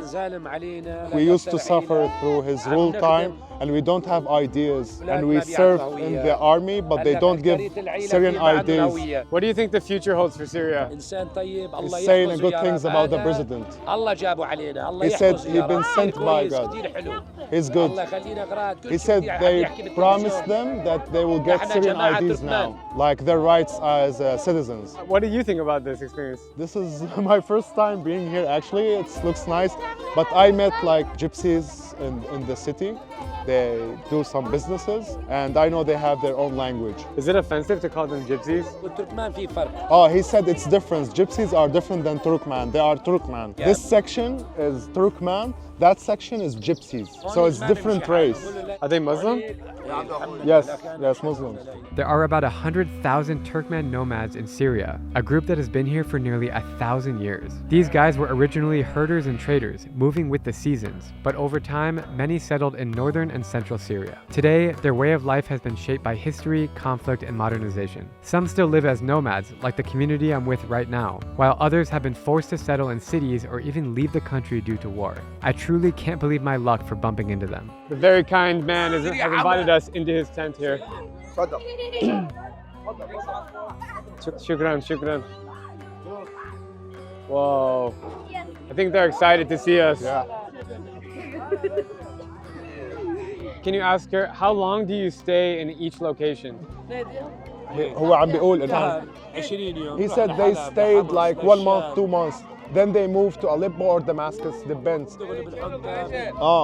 They said they work also as farmers. For example, in the olive season, they go to Aleppo. In which ways did you suffer during the Assad regime? They didn't have any political freedom on that time, on Assad time, but now they do. They used to be afraid of talking about politics or asking for their rights. Now we can talk. And the situation is better. We don't have any problems. Now that you're able to talk, tell me what's on your mind. He wants education for the kids. Like, what are the common jobs here? Is it farming only? They work in everything. Wherever they get a chance, they work. What things are the most important to your community? Family is important, but for them, they are like very humble people. So they just want to survive.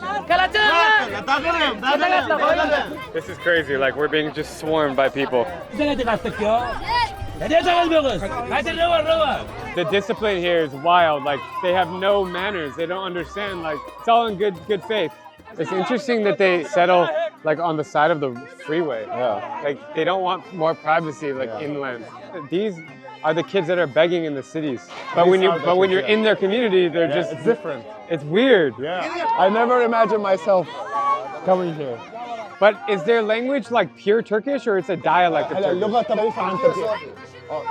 Pure Turkish. Yeah, pure Turkish. We exist in here. We live here. They don't hurt anyone. They have humble life. They are happy. The chief. Yeah. We just saw your community, so we wanted to stop and say hi. He said you are most welcome. Thank you. How many kids do you have? 11. 11 kids? Yeah. Man, why is it so important for you to have kids? To bring blessings. He said now we will have more kids because the situation is getting better. How do you feel about the current situation in Syria? They are very happy and they feel safe now. He said during Assad time they used to have like very bad situation. but now they feel optimistic about the new government. I'm very happy for you. What do you want the whole world to know about your community? Every good thing. The new government, he hoped that they will make them more happy, and they want to spread peace and happiness around the world. Çok teşekkürler. All right, we're being ordered to sit down and have some chai. Cheers, bro. That is extremely sweet. Yeah. I think it's like 90% sugar and 10% water. Or apparently they have birds in here. We're going to check it out. So why do you have birds? It's a hobby. He bought them? Yes. Do you know what kind of bird it is? He said booze, but I don't know what type. Are they Syrian? Yeah. Yes, Syrian. Yeah. How many kids do you have? كم ولد عندك؟ 2 kids. 2 kids right here? He's really cute. Where do they give birth to the babies? In the hospital in Damascus. Wow. This is the small kid, 15 days old. Oh my God. That's so beautiful. Wow, the wife looks really young. He's 24 years old, same age, his wife.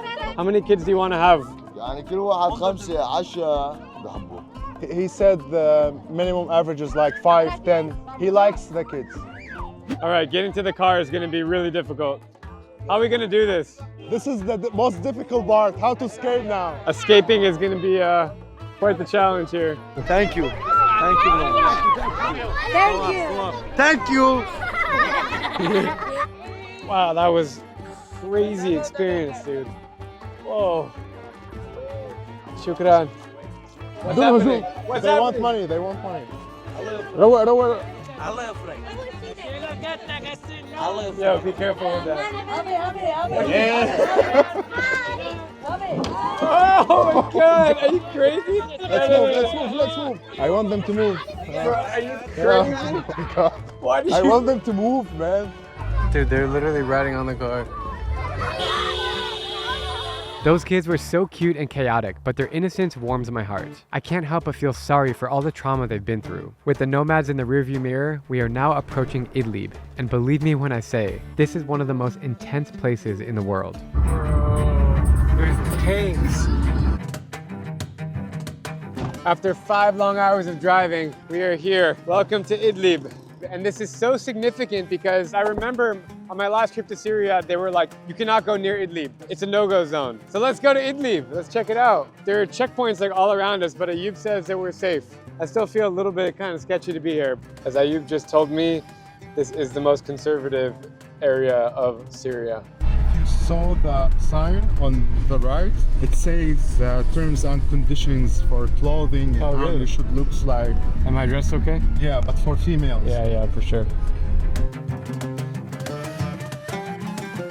Avoid mentioning Americans. Let's say Canadian? Canadian. Okay, I'm Canadian. Careful when you cross the street in Syria. These guys drive like crazy. Oh my God, it's almost as bad as Iran. What does it say behind you? It says Syria for all Syrians and the date of the fall of Assad regime and even the timing. And this white flag. HTS flag. Which is the new government basically. Yes. And it looks like the Taliban flag. Yeah. What does it say on the flag? There is no God instead of Allah and Prophet Muhammad is the Prophet. The adrenaline rush that I get from being in a place that I know has been like forbidden for anyone to visit, Syrians and tourists. It really gets me going. Time to explore Idlib. As I mentioned, Idlib is controlled by HTS, a former Al-Qaeda affiliate that now rules Syria with an iron fist. They claim to have distanced themselves from jihad or engaging in violent extremism, but their strict interpretation of Islamic law tells an interesting story. Bro, what is going on? This is chaotic as hell. This is absolutely insane. Like, everyone's just running around. That kid looks like he's 10 years old, driving a motorcycle. Is it always chaotic here? Do you think that most people in Syria are scared to come here now? Yes. They think Idlib could be dangerous. It's so conservative, different than Damascus. It almost feels like a different country. Yeah. And there's like foreign fighters everywhere. Are you nervous? Kind of, to be honest. Yeah, me too. I'm not afraid, but I need to be careful. Are you worried that people are going to ask us questions like, what are you No, doing here? I'm worried because, like, for example, being in a fight here is not like in Damascus. Well, who's going to fight you? Like, if we hit someone with the car, for example, okay. everyone have guns. Totally different energy on these streets. Like, everyone's intimidating. A lot of people have guns. They all have big beards and no mustache, like the ISIS look. I just popped into a gun shop because there's so many here, and I was curious. And I asked the price of a Glock, and it was $180 US. They're just like throwing the weapons around like no one's business. And he was like, do you want it? It might be the cheapest guns in the world. Only in Idlib, Syria can you do that. Do you think everybody here has guns on them? I think so. And they have like the military dress. So we're coming up to the main square here. There's actually beautiful little palm trees. There's a little clock. And guess what? My SIM card don't work here. Really? So we don't have internet. Why doesn't it work? Because they use Turkish networks here. Everything is Turkish? Yeah. Well, do they use Turkish lira? Yes. Why do they use Turkish lira? Because they are close and supported by Turkey. And so many of the products they have here made in Turkey. So they just use Turkish lira? Yeah. You think I'm the only tourist here right now? Of course. But not the only foreigner. Because there's so much fighters here. So many. Foreign fighters? Yeah. But who brought them here? Who sponsored them? They went since the revolution started, 2011. Did you ever think you would visit Idlib in your life? Never. Because I didn't expect that Assad will fall. Right. So even for you right now, you're like looking around everywhere, Yeah. you're like trying to understand what's going on? Yes. And the products they have here looks different than the one in Damascus. We are pretty close to the Turkish border. It's Yeah. like 2 hours by car maybe. Yeah. I haven't seen any pictures of Assad here. Yeah. But even during his regime, there was no pictures of him? Of course, no. During the regime time, there was. It was, but since 2011, they removed all of the photos of Assad. So they were against him here? Yes, since the beginning. It was the opposition? Yeah.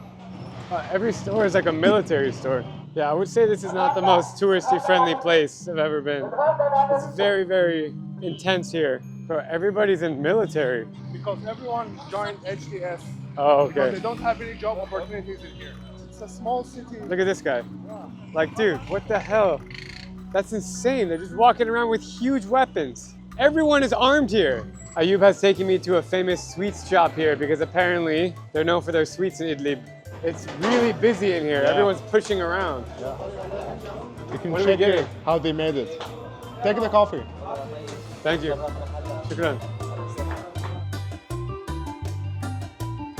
I love how you're just thrown in it. You're just here, like right in the middle of it, right in front of everything. Welcome to Idlib. Shukran. Time to give it a try. Whoa, really crunchy on the outside. Inside there's cheese, milk cream, there's walnuts, pistachios. This is amazing. What a moment. What a moment here in Idlib. What's your name? Mohammed. Nice to meet you. Nice to meet you. Where are you from? I'm from Martin Oman, near Idlib, yeah. And there's a lot of military guys walking around with weapons. No matter. It makes you feel comfortable? Yeah, those people are Syrians as well. They are from us and they freed us from the regime. How do you feel about the current situation in Syria with the new regime? We hope the new regime will be well for the Syrians. The most important things as a Syrian, there will not be everything forever, as the Syrians knows about the old regime. Amazing. Yeah, won't be forever. After everything I've seen in Idlib, it's hard to imagine things getting more intense. But now we're heading to Aleppo, once Syria's largest city and economic heart, and now a symbol of devastation. The battle for control between Assad's forces and the rebels left so much of Aleppo's old city in ruins, destroying historic souks and mosques. Then in 2023, a 7.8 earthquake struck, killing thousands and damaging the iconic Aleppo citadel, the world's oldest castle dating back to the 3rd millennium BC. The last time I was in Syria, I was lucky enough to climb to the top of the citadel, which was unbelievable. But hearing bombs going off in the distance nearly gave me a heart attack. We're on top of the Aleppo citadel, and every 2 minutes we can hear a bomb go off. It's like... Now I want to see how people in Aleppo are rebuilding their lives. So good to be back here. This is one of my favorite places in all the Middle East. Straight into the hustle and bustle. Right now I'm on a mission to get my hair cut. It's long and itchy. I forgot how amazing the street markets are here. You can buy anything. Oh my God, can I try an olive? Oh, I love olives. The back alleys of Aleppo. Damn, what is under there? Damn. This is not the Aleppo that most people come to see. We are in some like grimy vegetable market that's really dirty with dilapidated buildings everywhere, but it's really freaking awesome. We have found a barber here. I'm gonna get my haircut in this exact spot. I don't want it to be too short. In America, it's number 3, but I don't know if it's the same here. This is a little bit dirty. This is kind of ridiculous. Hi. I literally have no clue how short he's cutting it. Pretty aggressive. Good or no good? Very good. Very good. One of the most bizarre haircut experiences I've ever had. I literally can't see anything in a mirror, so I'm putting my full trust in this guy. This is the $1 haircut in Aleppo, Syria. How does it look, bro? Does it? You have to fully surrender to the guy cutting your hair and hope that he's doing a good job. You know, I've had haircuts all over the world, but this has to be one of the coolest places. I've drawn a bit of a crowd here. I also think he's making it too short, but whatevs. Those scissors are getting awfully close. I mean, he completely up. Like, it's way too short here, and then there's a long beard. It does not look good. Bro, if this guy cuts me, my life is over, I'm telling you. Oh my God, the razor blade sharp. Something about the knife is way scarier than the scissors. Very good, perfect, thank you. Thank you very much. All right, we gotta pay him, come on. No, brother. How much is normal? No. Come on, just take it. Thank you. Thank you very much. Bye-bye. Well, that was the most ridiculous haircut I've ever had. There's a lot of people with missing limbs, dude. Yeah. Why? Because of the war, because so many people were involved. All my favorite cities in Turkey are Gaziantep, Antakya. They're all like on the border of Syria. Yeah. So this region is really my favorite region in the world. My opinion is the best cuisine in Syria is here. Behind me is considered the best falafel in the world. And falafel is one of my favorite foods. Finally, my food poisoning is curing. And this is the first meal I'm gonna eat really in 3 days. It's a really cool system. You pay outside. The cashier is just in the street. You get your ticket, and then you go up to the counter and get the falafel. This is a kitchen where they make all the fresh falafel and bread from scratch. This is a jacuzzi of falafel. This is a massive shawarma, huge. Shukran. The spices on that, fresh, hot chicken shawarma. Yes. Shukran. This could be the most beautiful kitchen I've ever been in. The best falafel in the world. Yes. Yes. These guys work so hard. They don't take a second to breathe. Yeah. How's that? First bite of the falafel. Oh my God, that is really good. Extremely crunchy, tasty. Got the pomegranate on top of it. That's easily the best bite of falafel I've ever had. Wow. We need to fill up our car with gasoline, and the situation now in Syria is there's gas in big bottles everywhere. It is all black market gasoline. It's crazy, during the Assad regime, this was impossible, and now there's gasoline everywhere. So there are now tens of thousands of gas stations in Syria. They're like mini shops with all these little entrepreneurs that are just selling gas on the black market. So during the Assad regime, you couldn't do this. No, we could do this, but it was illegal. So they do it like they hide. Oh, so now it's all over the streets? Yeah. And it's cheaper? No, the difference is you can fill the car now from the gas station, but this is a Lebanese octane 95. But it's cheaper now than before? Yes, much cheaper. So where do they get the gas from? They smuggle it from Lebanon. You know when it's full because it starts blasting out on the ground. You pay him in dollars or? He's checking if it's fake. It's a real. $50 to fill up the tank? During Assad time, it used to cost 80, 90. Why is it so much cheaper now? Because they smuggle it. They smuggle it also on that time, but now because it's available everywhere. Also in the gas station, there's no limitation. So you can fill the car and pay in dollars. During Assad time, we used to get like 25 liter each 12 days. And now you can pay in US dollars, but before you couldn't? Yes. Why didn't they accept dollars before? Because it was forbidden, because Assad wants to control the exchange rate by making it forbidden. So if you come to Syria, bring US dollars. They need it. Shukran. It's been a long day of driving. We are now arriving in Hama to crash for the night. Good driving, bro. This is an insane hotel lobby. It is crazy beautiful in here. Hello, cutie pie. You're gonna take my bag for me? Thank you. Very unexpected to be in a random small city in Syria and get this grope, and the power just went out. And there's a restaurant here with no power. I guess that's one of the realities of being in Syria. Frequent power outages. Damn. Oh, and it's back on.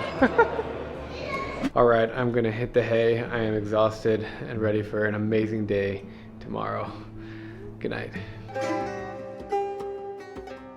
So I'm here in Hama, and I'm gonna show you how smart the ancient civilizations were here in Syria. So here's the river, which is a water source, and they built this huge wooden wheel, which would collect water from the river, bring it up over the bridge and into the farms and into the communities so they would get access to water. That is so freaking cool. Syria is the cradle of civilization. This is ancient Mesopotamia. This is like the most fertile lands. This is where settlements started. I just think it's so cool. Today's destination is Palmira, an ancient city with some of the best preserved Roman ruins on earth. You can see it on the map, smack dab in the center of Syria, and once a major stop on the Silk Road. But until recently, the city was completely off limits for reasons you're about to find out. We are cruising on the road to Palmira. It is pretty empty out here. It's just desert. Last time I tried to go to Palmira, we were actually on the road and my driver got a call that there was a suicide bomber like somewhere halfway at one of the checkpoints. So we had to turn around and go back. Looks like this time we're gonna be looking pretty good to get there. Even though there are many checkpoints, different situation. And there's no permit now. You can just freely just go. We are driving in the middle of nowhere, in the desert, in the center of Syria. And there's a freaking tank. Hey, what is that? This is for the driver, I think. Of the tank? Yeah. How recent do you think this? Like 2 weeks, 3 weeks ago. You think so? Yeah. Is this a Russian tank? I think so, yeah. I feel like there could be explosives in there. Be careful, man. Seriously. Are these rockets? Yeah. It's fully loaded. Look at these rockets. Is that what causes all the destruction on the buildings? Like Katyusha, yes. Calls Katyusha. All from here. This is how they shoot. They press maybe this one. Don't you want to try? No. Holy crap, dude. I'm now taking over the wheel. Ayub has been driving so well for so long, but it's time for the American to drive in Syria. Yallah. Yallah, habibi. Habibi. I'm a good driver, don't worry. I never thought I'd be driving in Syria. This is cool. It adds another layer of adventure to handle the car. Rolling up to a checkpoint right now, behind the wheel. There's like 10 soldiers right here, and they all have massive guns. Assalamu alaikum. من تدمر راجعين على حمص عشان. شكرا. Assalamu alaikum. Go. Yeah, I don't know what he said. That's why I think. He said move, Sheikh. You know what Sheikh means? Sheikh, yeah, prince. He called me a prince. That's good. So why did he call me Sheikh? Because he's religious. So they call each other Sheikh because they, like, it's like you're going to a higher position. After taking turns behind the wheel, we finally arrive in Palmira, and the anticipation gives me goosebumps. So ISIS controlled all of this city. Yes. They were controlling the checkpoints. Yeah. They were in the city. And they destroyed the monuments. Those monuments have been here for like 2,000 years. Yeah. I just imagine like 15 years ago how many tourists were here. Now I'm the only one. It used to be like Greece on that time, full of people, even at night. Pretty destroyed. Sad. Very sad, man. All right, about 40 checkpoints later, we have arrived in Palmira.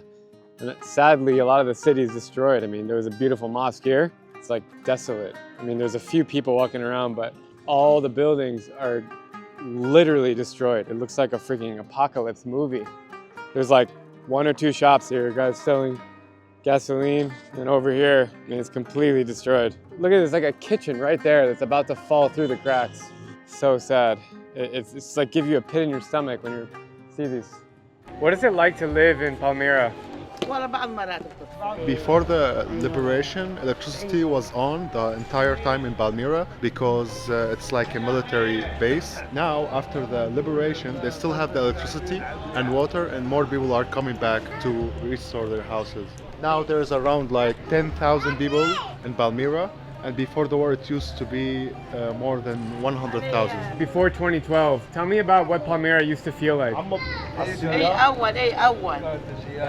Before the war, they used to count on tourism. It used to be full of tourists.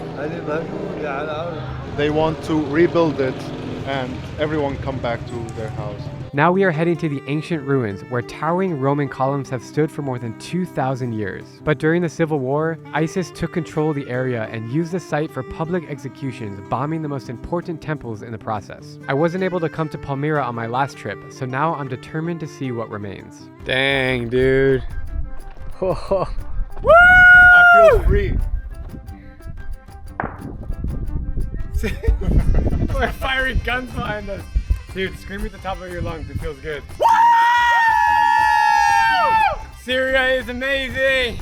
Palmyra was an ancient city that became part of the Roman Empire, and all of the impressive ruins are located right here in the center part of Syria. And it's huge. There's actually references of Palmyra that are mentioned in the Bible, believe it or not. Some dating as far back as the 2nd millennium BC. That's how ancient this place is. However, in the 1st century BC was when people settled here during the ancient Silk Road, and the Romans took it over and they built all these incredible structures that you see left here right now. Behind me is the Bel Temple, which was the main site here in Palmyra, and it was completely destroyed by ISIS. What does this have to do with anything? Why does this have to make them upset? This beautiful, beautiful history. How did you react when it was destroyed? The first time I visited Palmyra is after it destroyed, because before the war I was 15 years old, so I wouldn't be able to come here, but it was so sad. Your entire adult life has been war. Yeah. We are entering the amphitheater here. Wow. Oh, dude. Yeah. This is incredibly preserved. Wow. In 2016, ISIS made this damage in the amphitheater, also on the Arch of Victory. It used to look really nice before that. Wow. I'm getting like a out-of-body experience standing here right now. Just imagine what kind of activity happened right here in this amphitheater. It gives me the goosebumps. This is the Roman amphitheater, which is incredibly intact, except for some parts that were destroyed over there, but the steps and the way that it feels.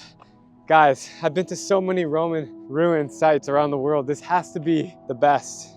Maybe it's because I'm in Syria, of all places, knowing the history that's happened here, the recent history, the journey to actually reach this spot, going through 40 checkpoints, and knowing like all the tension going on with this country, the fact that I actually made it here. You know, I always wonder when I go to an epic place like this, that's so historical, like, what was it like when the people were building these temples, these pillars, these columns? Like, what were they eating? What were the markets like? What were the relationships like? What did people do for fun?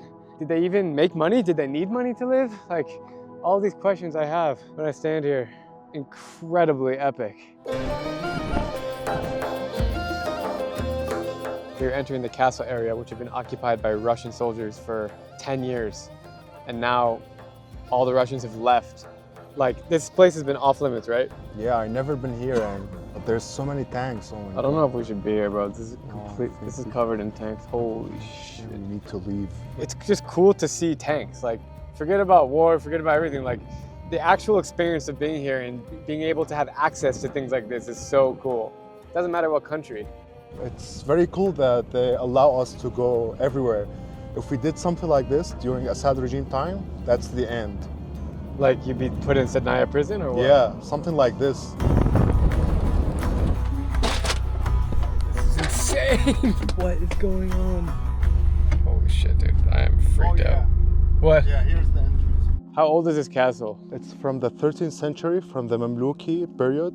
So it's an Islamic castle, and there is a Dutch surrounded the castle. It's called Fakhruddin al-Mani Castle. So we don't know what's going to happen with this castle, whether HTS is going to take it over to be their own like compound, or if they're going to open it as a tourism, or if they're just going to close it permanently. I hope they will open it for tourism. Look at this bridge to get there.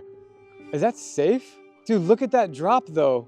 Like if you drop through that, you're not going to survive that fall. I don't know, man. That cannot be safe. Let's do it, man. This is so scary. Like, I don't know, don't look down.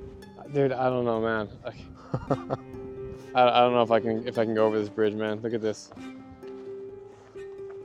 I just realized for the first time the incredible view of Palmira down there. As much as I want to go inside, I have to just say no. Like, dude, there's no f***ing way, man. This is the sketchiest bridge I've ever seen. So, as I understand, I'm like the very first tourist to be here, standing right here. Did you ever think you'd be standing right here? Never, ever. No. I'm so happy. It's cool that you are a Syrian and you're finally able to explore your own country. Yeah. That's awesome, man. Yeah. Good stuff. Since this was a Russian base and all the Russians recently cleared out, I can actually walk through the checkpoint to see if anything interesting was left behind. Damn, there's like clothes, jackets, a hat. It's freaky to be in here right now. It's lots of cigarettes. Oh my God. What is this?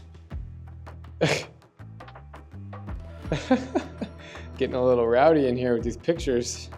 With the Russian base behind us, we're back on the road, still wrapping our heads around how fast things have changed in Syria. It looks like I'm driving straight to a fire. What the f is that? I don't know. Should we drive through it or what? If the other cars are driving through it. It's not clear, but there is a huge fire in front of us.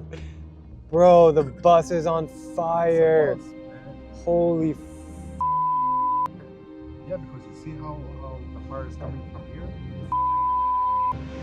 Oh, Jesus. Careful, careful. I see it. Holy shit. There's a freaking bus on fire on the highway in the middle of Syria. From Syria, we're gonna cross into Saudi Arabia to see a very different side of the Middle East. We have landed in Jeddah. So cool to be here with you, babe. Happy honeymoon. So excited. The most viral TikTok I ever made was standing right here, holding the Saudi flag behind my back. Overall, that was an amazing experience, very comfortable. It's always lovely when you can arrive in a destination after a good sleep, feeling happy and confident, ready for an amazing trip.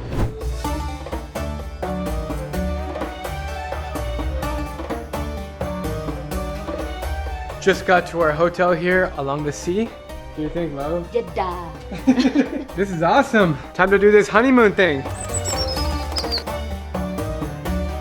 Saudi Arabia is quickly becoming a tourist hotspot because of relaxed visa requirements that just started a few years ago. Over the last 6 months, the country has received more than 6 million visitors from around the world, all eager to enjoy the one-of-a-kind nature, delicious food, and world-class hospitality, which I'm also eager to experience.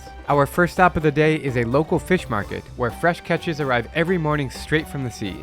We've made our way to the central fish market here in Jeddah, and it's really cool to see the live auction. So all the fish is brought fresh from the Red Sea every morning, and now all these men are here to auction off the price for the fish. So whenever you go to a restaurant and you see market price written down for the price of the fish, this is what they're talking about. The price changes every day. This is so cool. So the fish is fresh? Yes, from the Red Sea. Every day at this time and also morning, 2 times. Yeah.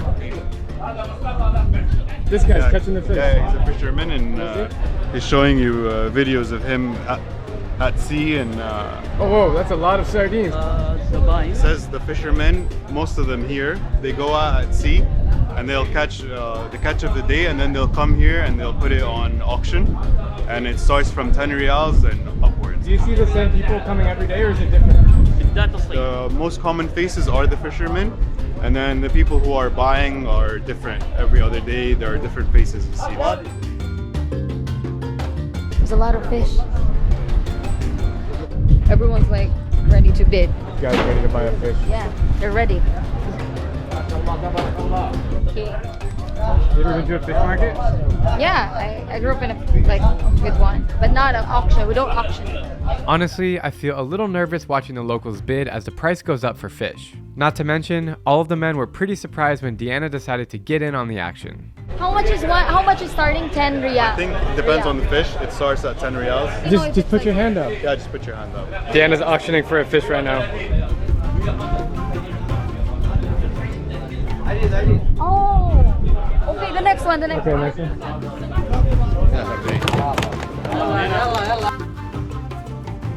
30 riyals. 35 هنا. 35 حبار. 50 riyals. 80 riyals. You got it already? Yeah. So Deanna got the auction, 80 riyals for this whole bag of fish. Deanna impressed everybody, including myself, by her auctioning skills. Now we have the option to get our fish skinned, cleaned, and cooked right in the back of the market, which is a great deal considering how hungry we are. It's a whole new level. This is like the secret room of the fish market. Everybody's butchering the fish here.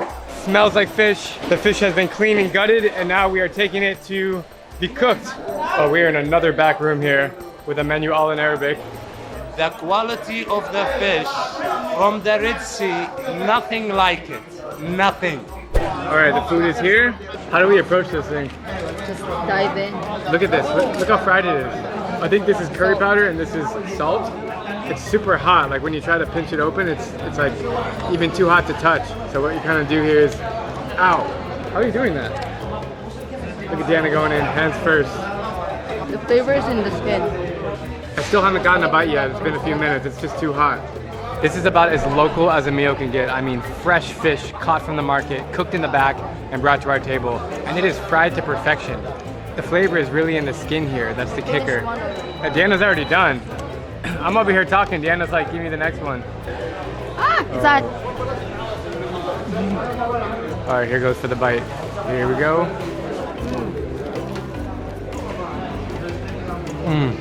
When you eat with your hands, you establish this connection with the food that you can't get with a fork.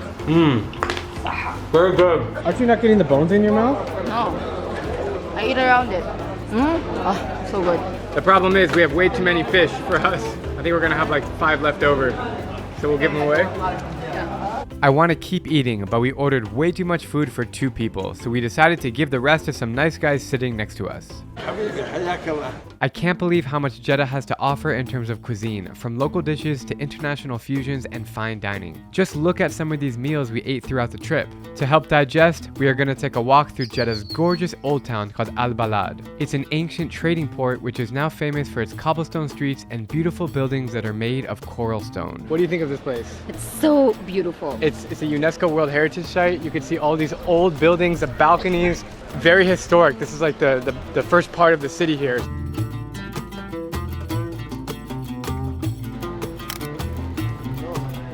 Oh, thank you. What do you think about the people here? They're friendly. Exactly. The people here are so much nicer and more respectable than you would ever imagine. Thank you. Shukran, shukran, shukran. We are in one of the many shops here in the old town and everything is gold. Pretty cool. This is my favorite spot here in Old Town. You have these 2 palm trees right in between this turquoise building and the brown one. So now we're in the old town of Jeddah, which is called Al-Balad, which is a UNESCO site since 2014. The particular thing about these houses is that they're made with coral limestones and they have beautiful woodwork outside. Most of the houses are between 1,000 and 500 years old. So the mosque we have here right in front of us is 1,400 years old. It's still working? Yes, the mosque is functioning, so when prayer time comes, which is 5 times a day, people go inside and pray. Let's go inside and check it out.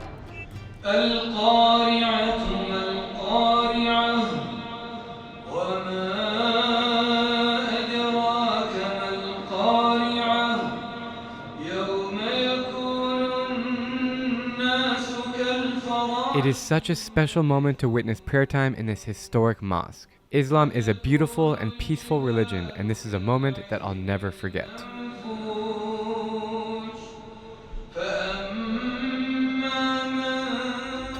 We have found some street food or something here in the old city. We're gonna try it right now. Assalamu alaikum. 1. It's some street food dish, which I don't know what it is, but there's like garbanzo beans and pomegranate something. Okay. Shukran. You like it? Really? Oh, try the chickpea. It tastes like pickles, kind of. Oh, it's good. It's spicy, it's tangy, it's kind of sour, and it's just like fermented vegetables in a cup.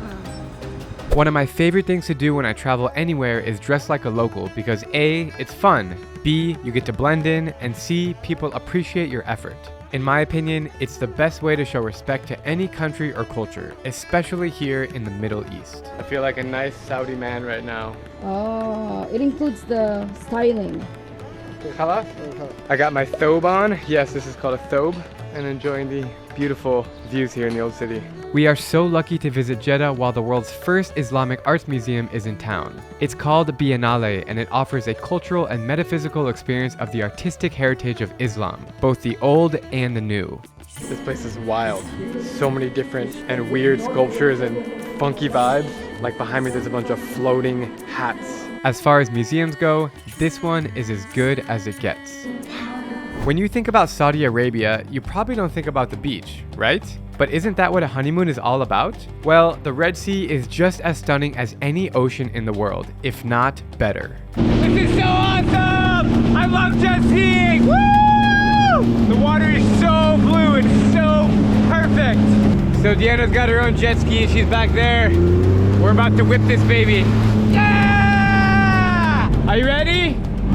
Go! Just casually chilling out here and looking at the future tallest building in the world that's being constructed right in front of me. We're on a boat, the Red Sea, check it out.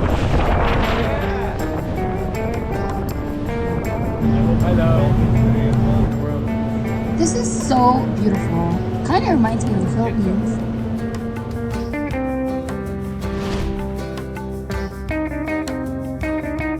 Take you on a little boat tour here. We have found this reef, like far away from the shore, but it's all crystal clear blue water. Look at this. Feels like I'm in the Maldives or the Philippines or Indonesia. But no, this is Saudi Arabia. And that's why we came here on our honeymoon. After cooling off and getting a little taste of adventure, we want to experience some activity and culture. Saudi Arabia is known to go all out for their fairs and music festivals, and lucky for us, there is one tonight that we just heard about. This is totally bizarre to be walking into a festival like this in Saudi Arabia, but it's cool. What do you think of this place? It's amazing. I feel like we've entered Disneyland, but in Saudi Arabia. The prayers just came on. I never thought I would hear a prayer at a festival. Who doesn't love a little carnival? It's time for some good old-fashioned fun.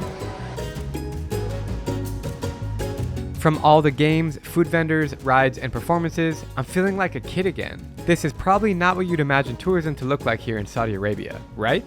It goes along with the narrative that Saudi is changing and evolving for the better, and they are ready for mass tourism. I have to admit that I'm pretty excited to be spending our honeymoon here in Jeddah. This place rocks. We're about to ride the Ferris wheel to get the whole views of Jeddah. All right, let's do it. I can't believe we're in Saudi Arabia. It's just so much fun. And we are off. Look at this view, wow.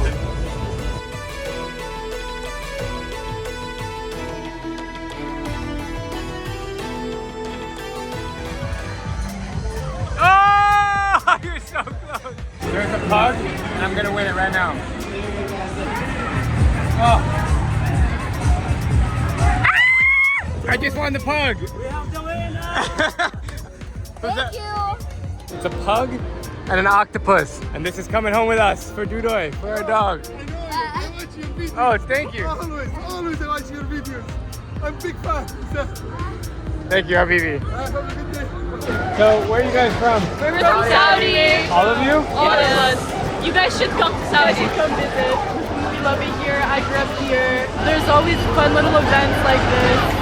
We had this last year, and it was really fun. It was like something new in Jeddah. So we've been all over the world, but Jeddah's always gonna be our home. Yeah. Jeddah's the place to be. Behind me is a whole Japanese street, like anime, neon signs. There's a Japanese katana shop selling swords in front of me. This is too cool to be true. I just want to take a second and acknowledge that screen behind us. It is like world class, super vivid, it's massive. It goes to the music. I don't know how someone produced that. It is unbelievable. Whoa. From Saudi's bustling streets, I'm now on my way to Kuwait, which is home to the world's hottest city. to enjoy the summer here in Kuwait. How are you? Good to see you, man. Good to see you, man. I met Soliman back in 2016 on my first trip to Kuwait. He is a great guy, a fellow traveler and content creator, and he offered to take me around his country in the blistering hot sunshine. We were joined by another friend, Shovra, who helped document our journey into the unknown. Right now, in this moment, is the hottest temperature I've never... Dude. Have you realized you're colored now? Bro. You turned into red. This is 50 SPF sunscreen. Oh, man, it is hot. I feel like I'm just walking in a sauna right now. How do you survive the summers here? By living indoors with AC. Or go to the beach, put sunscreen, although I don't think many people do because they want to get tanned, but yeah. Have you ever had like heat stroke or extreme dehydration? It happens with one of his colleagues that he fall down because of very high temperature and he's over dehydrated. Look at this. Man, how do you survive this heat? He said he don't work when it's very hot. There is a law in Kuwait that laborers are not allowed to work from 11 o'clock until 3 o'clock. Did you know that this town is the hottest place in the world? He's saying, yes, he knows that it's too hot, but he thinks that only this farm. No, all of Kuwait. All of Kuwait. Okay, thank you. Are you hot right now? No. Why not? Because love Kuwait. No, tell me out. Yeah, little. A little hot. Yeah. For me, too hot. Yeah. She's so cute. You have to hide from the sun. So malls are like the place to go and walk and shop and enjoy some coffee shops, restaurants, you know, just like, covered place, AC. In the US, we would only go to a mall if we like needed to buy a certain item. And that ones are outdoor, most of them. Yes, correct. Yeah. But here it's like you go to the mall because you just want to hang out inside. The only reason I came to Kuwait on this trip is to find out how people are living in the world's hottest city. It's 54 degrees outside. How do you live here? He says we grow up like that, and as you see, he's drinking a hot coffee or a hot tea now because it's like a normal thing. Yeah, it's normal. Do you complain about the weather? So he still complain about it because it's hot. No. So the AC of the car is already broken. It doesn't work. So they came without AC. Now? No, yeah. Now? Yeah. What? Did you put the windows down when you drove? Oh man, I would think I would die. Since there is literally nothing to do outside right now, we are heading south into the middle of the desert. Many people, including myself, have no idea what exists in Kuwait outside of the urban city life and skyscrapers. And my curiosity is driving me to the countryside. Our only mission right now is to find a place to sleep outside in the desert. We have been heading far down south in Kuwait. We're almost at the Saudi border, maybe like 15 kilometers, right? Deep into the desert we head. I don't even know where we're sleeping tonight. We'll figure it out. We arrived somewhere. I have no idea where we are actually. Somewhere in southern Kuwait. And there's a chef that made us some food. It smells like Indian food, and I'm hungry. Wow, look at this. Oh my God. Is that only for 3 people? Because that's enough for like 10 people. This is a delicious lentil soup here. Kumar made us. Thank you so much. Thank you. Grab some of this. Put it in the soup? Yeah. What are these, like onions? Yeah, man. Hot and spicy. I haven't had Indian food in months. I don't know why. Yeah. Oh my God, it's fantastic. Oh yeah. Just what I needed in my life right now. You don't call this Kuwaiti food, like this is Indian food. Or that's Indian, absolutely. Okay. Butter chicken is absolutely Indian. But it's But we're in Kuwait though. What a lovely treat. This is absolutely amazing and totally unexpected. I thought we'd be eating goat. I don't know. Like, who knows, man? When you're with Soliman, he always takes care of you. So Soliman was telling me that him and his friends come here on Fridays and hang out, eat food, and watch YouTube videos all day, which is really funny. Now we're creating a YouTube video, and you can watch it in here. We're gonna watch yourself here. Look at this reality show. You guys are flattering me. Right now is the hottest time in Kuwait, and I'm absolutely crazy for coming to Kuwait at this time. That's what he's saying. All right, the damage has been done. That food was fantastic, and now we got to figure out where we're sleeping. We pulled over somewhere in the middle of the desert. I don't know where we are, and Soliman's trying to get a hold of his friend who lives here. He's not picking up. He just left us in the middle of nowhere. He literally, like, we're on a highway. You can see there's cars passing by. He's a childhood friend. So there he is. Thank you, Faisal. Faisal. Faisal, what's up, man? How you doing? Good, how about you? I'm good. We're sitting here on the side of the road, like stranded, waiting to contact you. I'm almost there. Sorry for being late. Okay, yalla, we'll wait here. Hey, what's up, bro? How are you? Hi, I'm good. What about you? Hey, good to meet you, man. Good to meet you. Hella.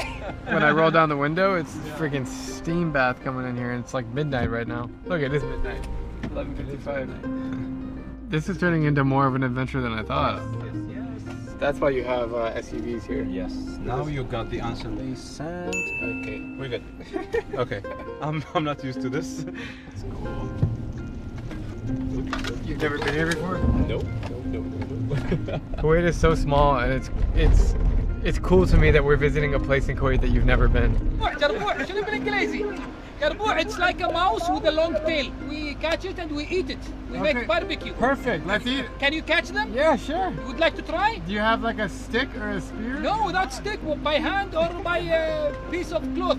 You can put it on top and catch him.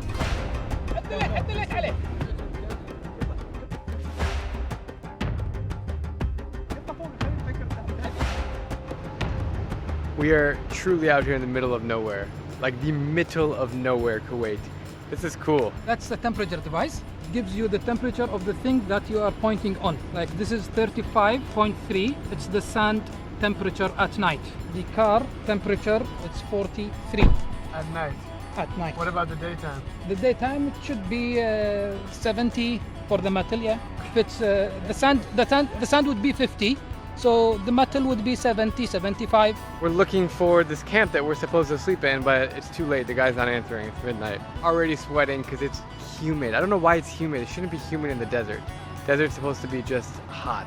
So this guy's sleeping. He's not going to answer. So I don't think so. So we got it. I called now 6 times. He called 6 times.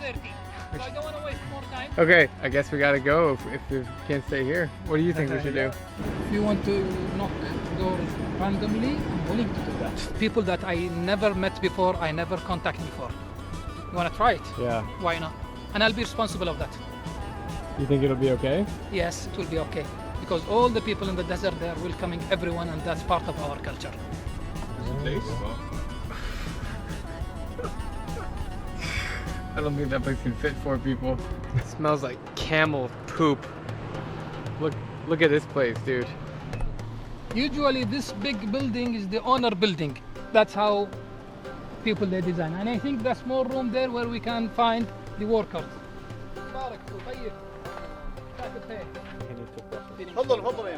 سموحة دي مع جماعة هني في البر وضعنا. He accepted to welcome us. And he said there is no any problem. Even he don't need to call the owner to ask for his permission for us to stay. That's very and kind. all of us are welcome anytime. As long as you want to stay, you can stay. That's a normal guy that we never met him before. This really shows the hospitality of the Kuwaiti people. They're so welcoming. It's literally 1 in the morning. We knocked on the freaking door of this guy's bed. He was middle of sleeping. He woke up. He's like, "What's going on?"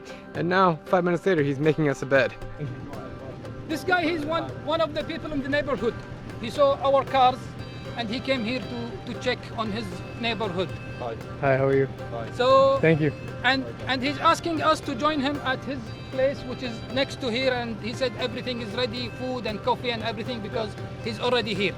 Wait. And he would like us to join him onto his camp. And this guy who is already prepared the place for us in this camp. I don't know this guy and I never met him. This is pretty amazing. I'm taking Solomon out of his comfort zone in his own country. He's never been here. He wants me to sleep in the desert. No, man. Are you sure? This is what we do in August in Kuwait. We find random people, knock on doors, and sleep. Solomon, come here. Have you ever done this before? I've done it in the winter, but not in the middle of August, man. You can go back to sleep. I'm sorry for bothering you. In general, there's no danger here in Kuwait. I mean, in the desert. In your whole life, have you ever experienced a traveler in the middle of the summer to come and stay with you? Our neighbor, he said our neighbors left. Like how do we have guests? He said no one is visiting them in summer. Even people that they know, they don't come. They said we'll come in winter when it's better weather. It's about 1 in the morning right now, and I'm like literally dying in this. So like how do you sleep outside? It's not too hot? he works here. One from Sudan and one from India. He works here. He all sleep outside. It's too hot.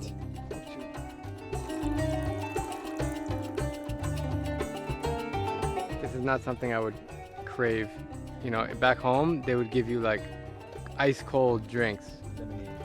Yes, lemonade. Very hot coffee. Strong. Is this the Arabic coffee? It's very strong. I don't know how I'm gonna fall asleep tonight. You drink this like before bed? Nice to meet you, man. Thank you so much. Oh, he remembers my name. I like this guy. Oh yeah. A sugary Arabic tea. That's some good shit right there.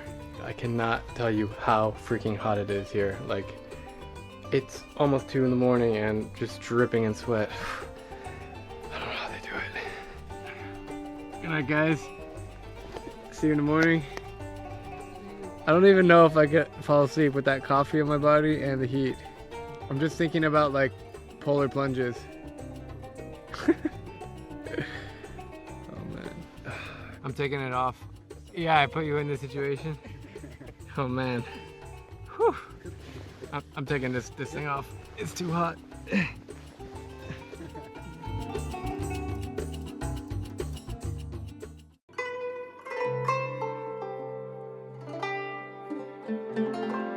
It is 4:56. Oh, bro, what's up? You're awake. Yes. Dude, it is so nice out here. Amazing. Holy Not crap. bad, to be honest. Dude, look at that sunrise. Oh my god. Did you sleep at all? Not very well. Actually, we slept, it was 34. We woke up 31.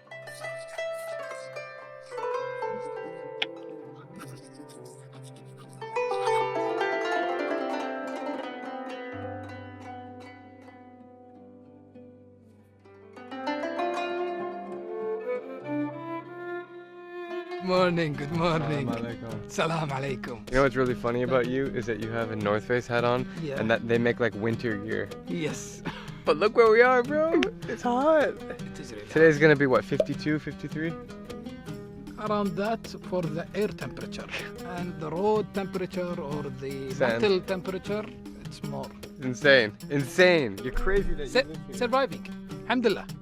It is scorching hot in this little house. Oh, man, it's hot in here, bro. Sulaiman, he was asking Abu Ibrahim, why don't you sleep inside? He said it feels like oven. It does feel like an oven in here. These beans look awfully tasty. And you know what? If I get food poisoning, it happens. Right? As I've gotten older, my stomach has gotten a little bit weaker. So I've gotten food poisoning more often. Like in Iran, I had it recently, in Turkey. Yeah, if it happens again, it happens again. It's still worth it. What's so fascinating about life here is that people just adapt to the environment, and that's just normal life for them. The same as in Yakutsk, Siberia, where I was a few months ago, the coldest city in the world. It was minus 40 degrees there, and the people were just living a normal life. Here, it's 200 degrees hotter. 200 degrees hotter, and you still find people living a normal life. I think it's too early to complain that it's hot, right? Enjoy this moment because according to what you will feel in a couple of hours, this is not hot.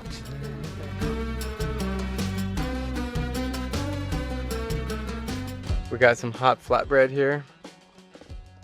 My favorite. And we have ful, which is basically just minced beans, kind of Egyptian style. Yeah, that's good. بالعافية برضه. الله يعافيك يا مرحبا. Cold coffee. كوفي ما هو قهوة. What? فيها حليب وفيها قهوة وخلطة يعني. Even if the weather is hot, if the coffee is not hot coffee and he boiled it himself, he doesn't feel the taste of it. He said, this cold coffee, I wouldn't drink it. Tell him that in America, we would only drink cold beverages in the heat and nothing else. Even if he made the coffee and it became cold, he will reboil again and have it hot. To me, it's insane. I don't know. I just crave something really cold like this. So thank you, Faisal, for bringing this to me. You're welcome.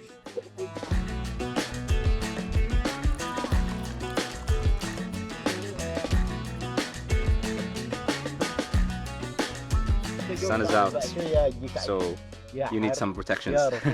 I got you all kind of sunblocks that are plus 50 UV. That's what you need here. You're gonna do it like 3 times today. Otherwise, I'm gonna go back red. Sunscreen is vital out here. Tell him if I don't put that on, I will be red as a lobster. لا لا أنا كذا لوني عاجب. إنزين الحين سؤال، تعرف اللوبستر؟ Skin color difference. It's about that time of the morning where they're gonna feed the camels. Oh, under the barbed wire fence. Barbed wire. Oof. They're hungry. He is milking the cows on this glorious morning, and they're screaming.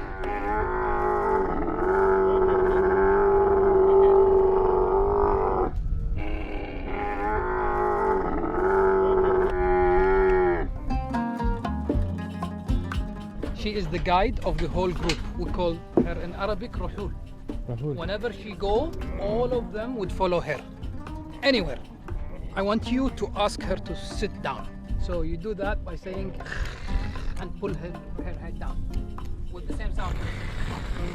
Yes. I don't want to pull too hard, I feel bad.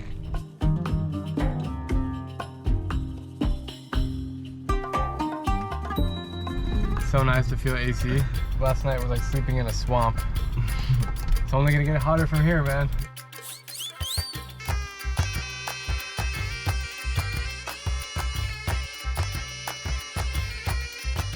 I'm the teaching camels from the AC because that's what you do in Kuwait. Over here. Ah! That was the weirdest thing ever. Another one. Oh!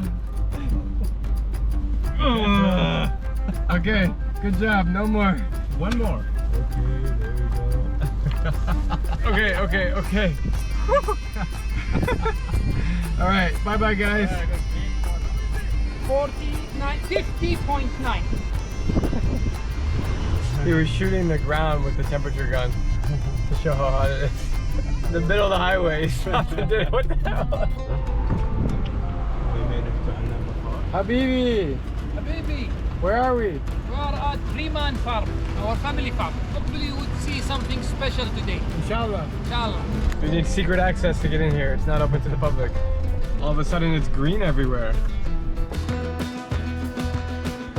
Thanks to Suleiman, he got me a lovely sunny hat. All right, it helps tremendously. All Kuwaitis have these really thick water bottles that keep water cold for like 24 hours, even in the hot sun. This is very, very necessary to have hydration. Where are we now? This is the birds area, and you can see how are all covered to be in the shade to have a better temperature. Actually, in some very hot days, we use this kind of AC to make the place colder. Faisal, what is this like beautiful greenhouse? This is the greenhouse where we grow banana, fruits, vegetables. They're all inside. We can fix the temperature. What kind of fruits are here? Orange, banana, macadamia, teen, mango. Tastes better when you pick it yourself. Wow. Oh, sweet. Even when it's 52 degrees Celsius outside, Still sweet. you can still grow sweet figs. That's good, bro. Yeah, this idea to have an air condition or a cold air for the cool area. When you get really hot, we open this. There is a fan system inside pushing the cold air to reach the whole cool area. It actually feels breezy here. Feeling cold. That's the temperature. When it goes up, makes you think how to make cold area. So actually, when you ask me about feeling 50, feeling 52, we don't live in 52. We live inside the house. We live in cold places. We just spent 5 minutes moving from car to house, from house to farm. We don't feel it exactly. Pretty cool that we found an oasis literally in the middle of the desert.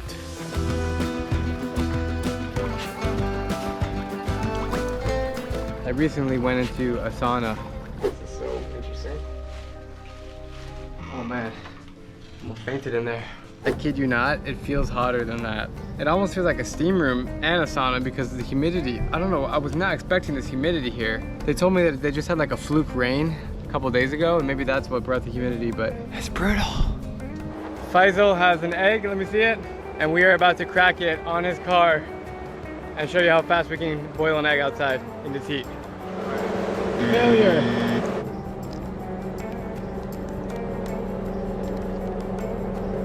It's too hot. It's too hot. The car is 122 degrees Celsius. The egg is kind of going downhill because the car is slanted, but you can see that it's already cooking after 20 seconds.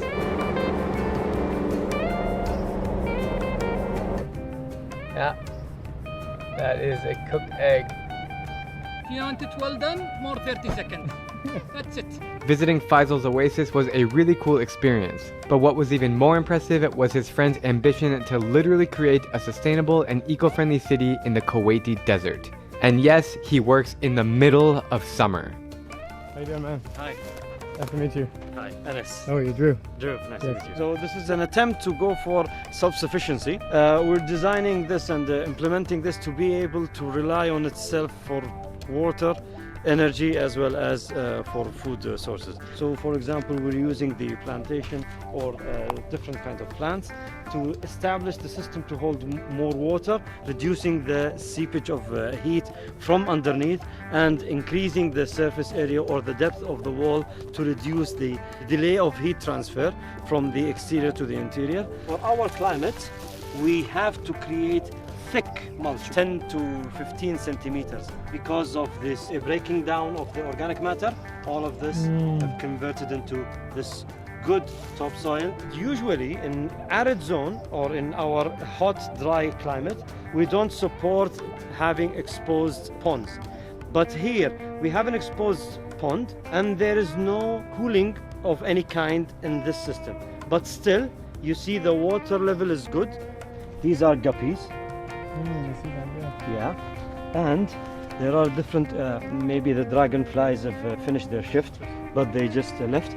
See the koi over there, or the goldfish over there, and then the big one, where is it? Usually when big koi. So we don't go on and haphazardly start establishing an aquatic system without creating this microclimate, half shade and half sun, and create these kind of ecosystem. It's amazing how you can make life in such hot weather.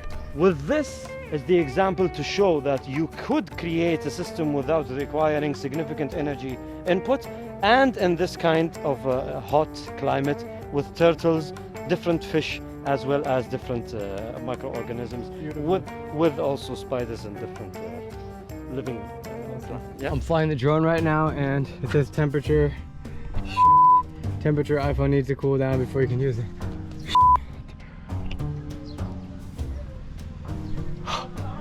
Thankfully the connection is still going.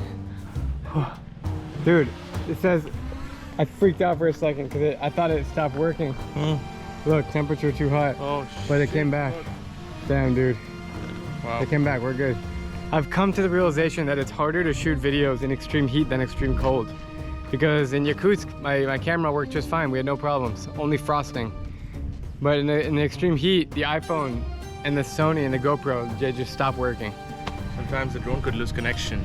Yeah. It happens. Most of the times the drone just stops. Like if you're using your phone to fly the drone, the phone just stops and the drone is lost. It's middle of the day right now. I'm gonna do a little personal challenge to see if I can stay outside for 1 hour without getting shelter, without having water. See if I can do it. I'm not kidding you guys, it is really that hot outside.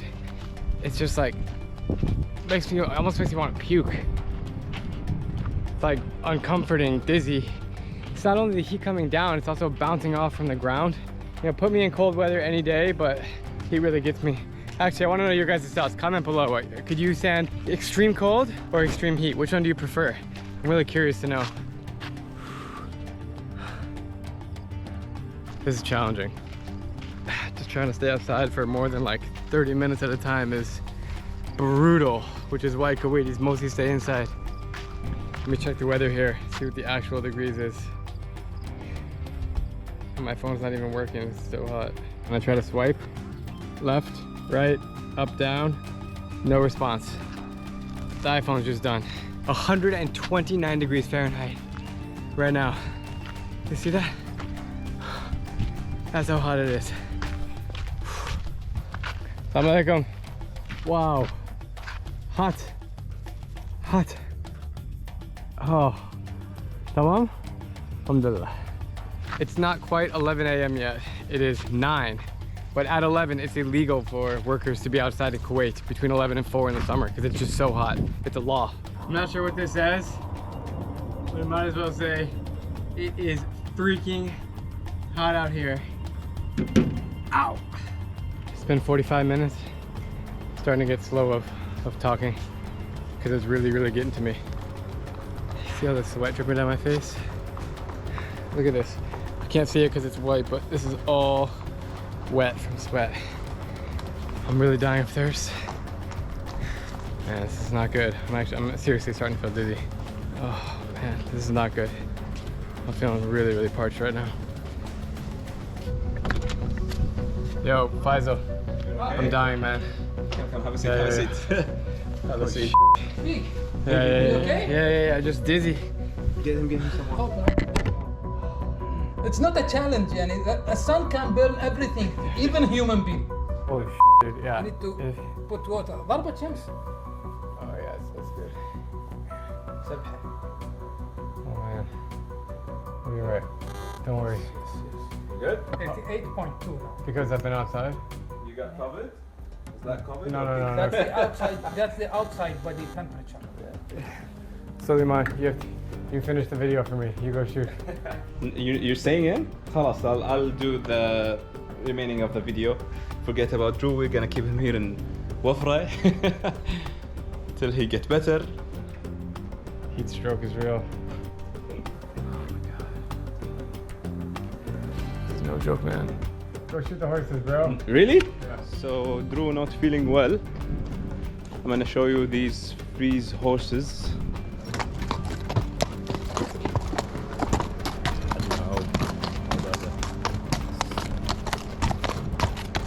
I'm dying, bro. Did you get some horse content? Oh. Oh. I'm alive. Wow. Look how beautiful she is. How much is that one? I breed this horse. I don't want to sell it. If you were to put a price on it, how much? I want. I feel she's like my daughter, so maybe $500,000 US. No, less than that. Like she's not that level, but she is expensive. You're proud of that one. Thank you. What's her name? Her name is Badra Al-Fayha. Badra Al-Fayha. You have a great collection of horses. Thank you very much. That's Damio. His name is Damio. The horse kind is Frisian.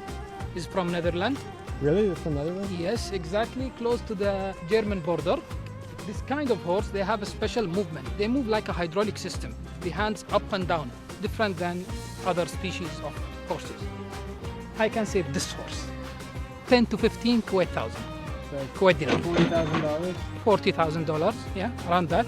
That's not expensive compared to other horses of the same kind.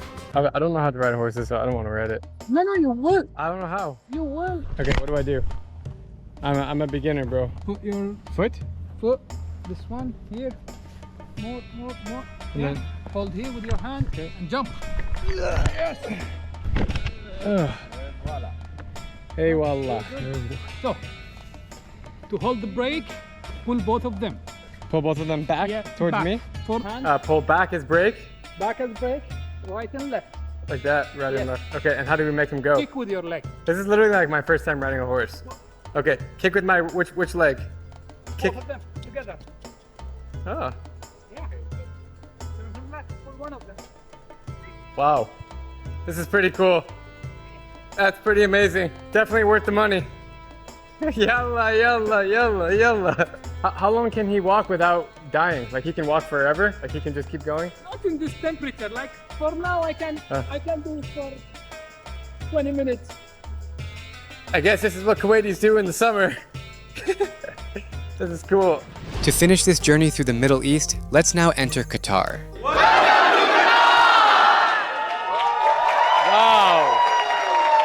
This is my 4th visit to Qatar. A lot has changed in this Arab nation since my first visit back in 2016. I mean, just look at the skyline of Doha. It's one of the world's most interesting cities. Electric, full of energy and bright lights, yet it's among the cleanest, safest, and richest countries on earth.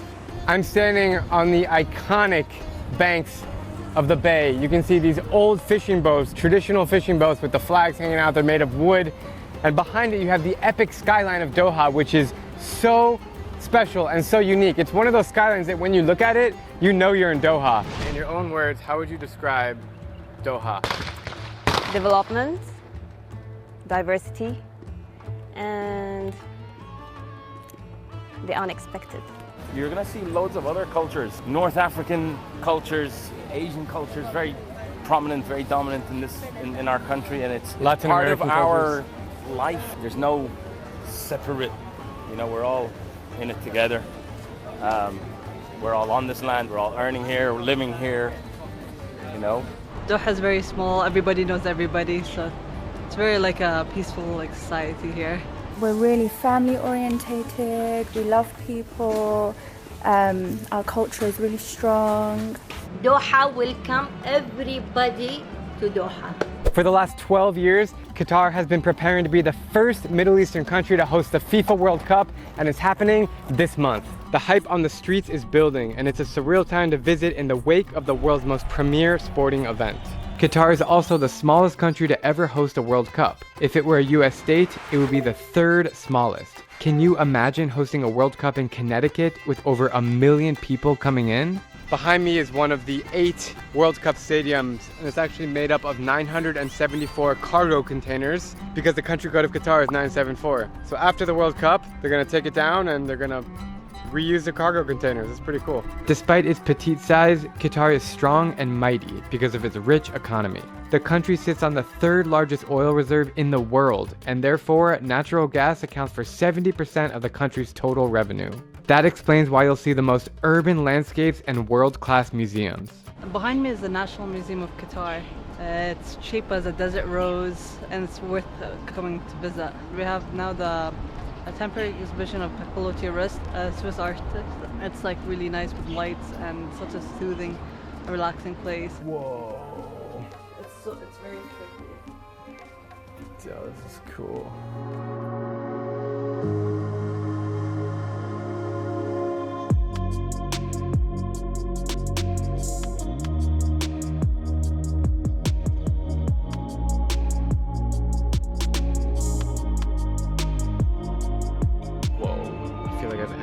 A new world.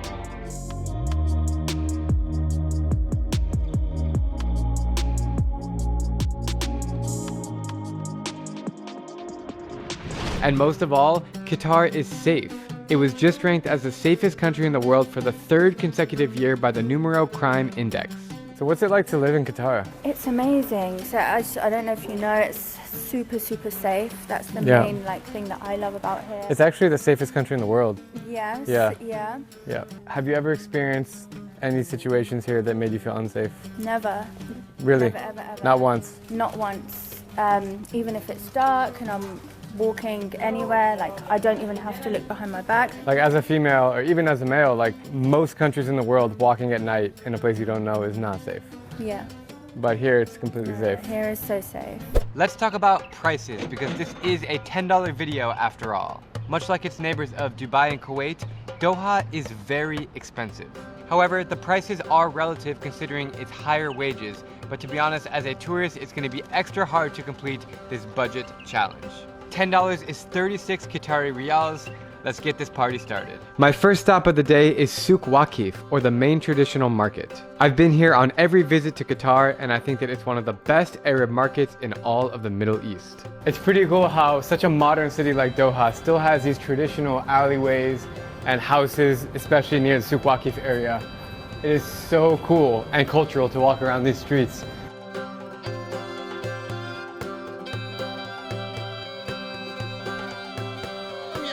يا جبار جبار الله welcome. Is this tea or? No tea, juice, tamarind juice. Tamarind juice. Welcome, Jabbar Allah. Ya Jabbar, Ya Jabbar, Jabbar Allah. Ya Balila. Ya da tayyib, Ya Siyad, Ya da tayyib, Ya Amir. Ya tamarind, Ya Siyad, do. Okay, okay. Thank you very much. How much is it? 10 riyal. 10 riyals. Ya Jabbar, Ya Jabbar, Jabbar Allah. Ya Balila. Where are you from? Thank you. Syria and Damascus. Oh, Damascus. Yeah, I like Syria. Beautiful. Yeah, welcome. Thank you. Tamarind, Ya Siyad, do. Oh, tamarind. Yeah. Very interesting. Yeah, welcome. It has like a sweet taste, almost like grape juice. Kind of tastes like grape juice. Tamarind juice. Just like it tastes in Syria.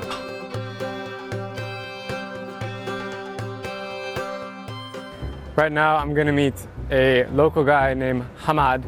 I've been recommended him by several people. Seems like a really cool dude. He's gonna take me around the market. What's up, man? Great to meet you. How's it going? How you doing?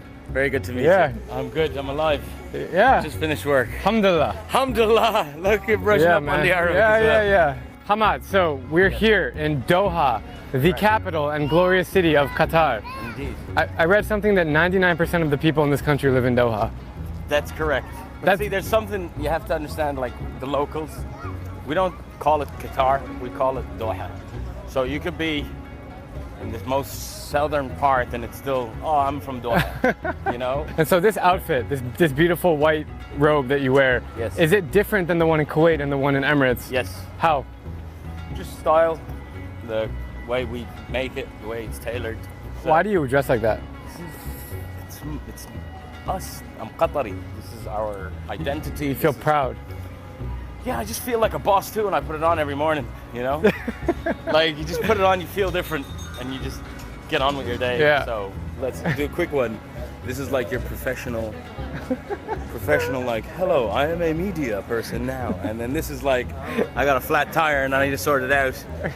Get down.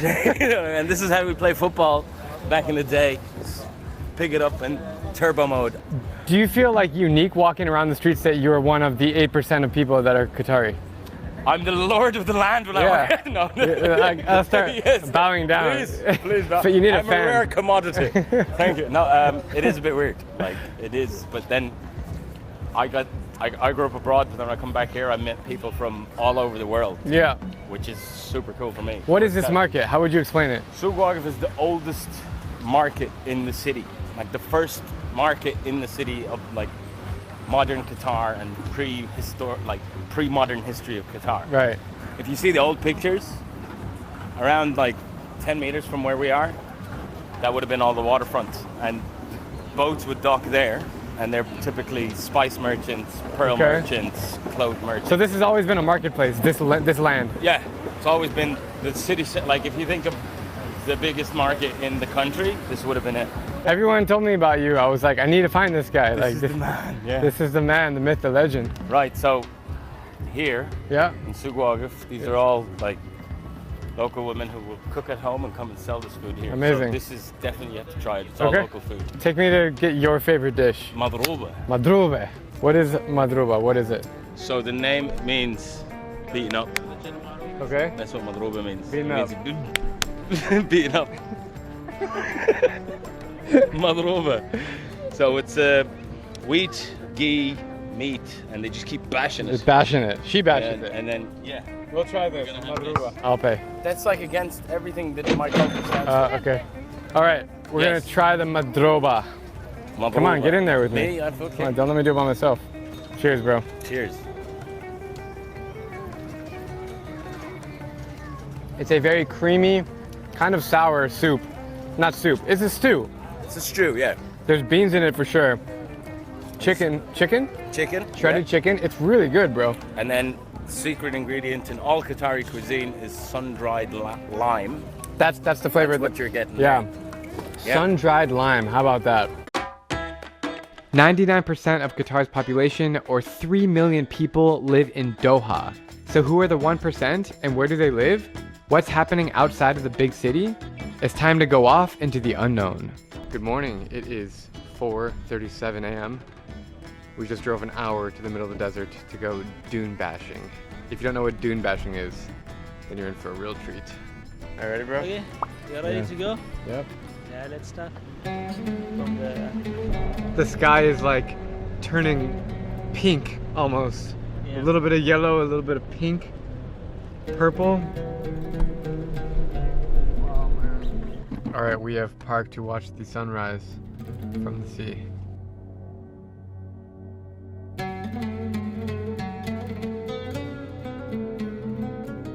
The last time I was on the sand dunes was in Iran, like 7-8 months ago, and before that was Saudi Arabia. Such a special time to just get out of the city and connect with nature and just, I mean, look at the sunrise behind me. Is that not the most beautiful thing you've ever seen in your life? Oh, so cool.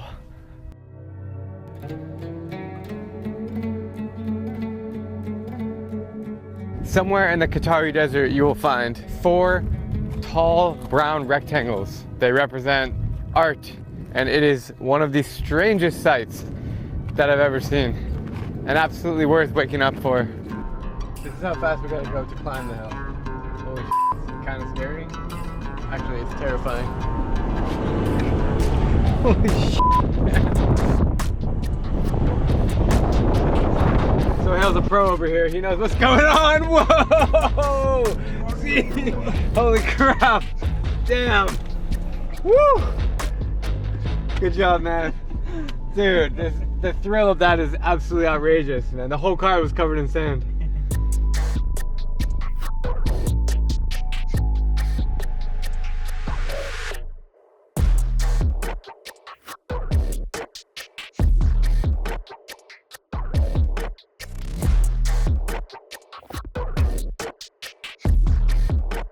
So what do you do if you're stuck in the middle of nowhere? We have a contact to contact our friends to help each other. Whoa! Dude, we're full on leaning.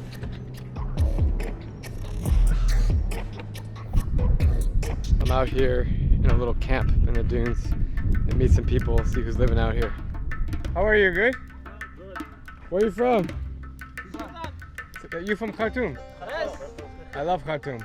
Drew, nice to meet you. Drew. Nice to meet you. Salam alaikum. Drew. Nice to meet you, man. Drew. Drew.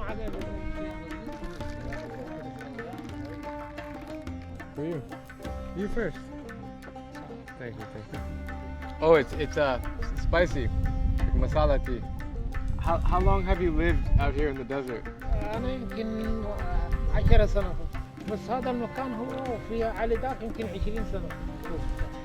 Is it too hot? الحين الجو هنا على الطبيعة.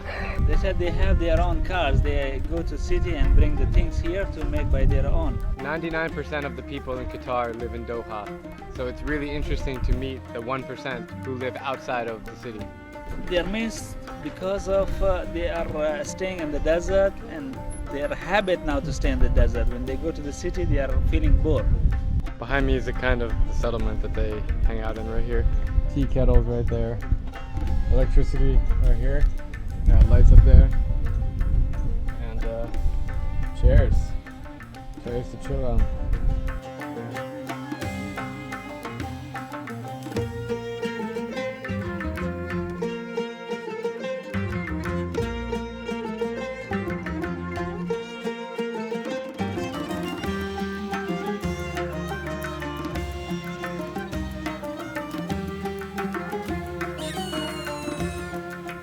It's kind of frightening. Wow. His eyes are crazy. Hey, bud. How you doing? What's your name? Jarrah. Enjoying the desert, man? Our journey continued to more remote parts of Qatar. We cut through the desert, across more World Cup stadiums, and then arrived in a tiny town called Dohan.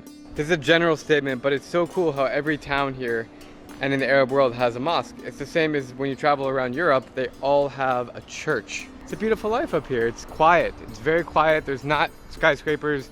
It almost looks more like rural Saudi Arabia, which makes sense because we're near Saudi. I'm enjoying this equally as much as I enjoy Doha, honestly. So there's a problem with our car here. We need to get it fixed real quick. This is the car stop. Everybody comes here to repair their cars. And there's a chai shop, that little red thing that says cafeteria. We're gonna get some Indian chai, my favorite, milk tea. Literally, you just pull up in front of the shop and the guys come out. You know, I was just in Kuwait, the nearby country, filming the hottest city in the world. This might be number 2, Qatar. Thank you. How much? 2. 2? Oh, there's 1. Thank you, bro. This one fresh milk. Is it good? Cheers.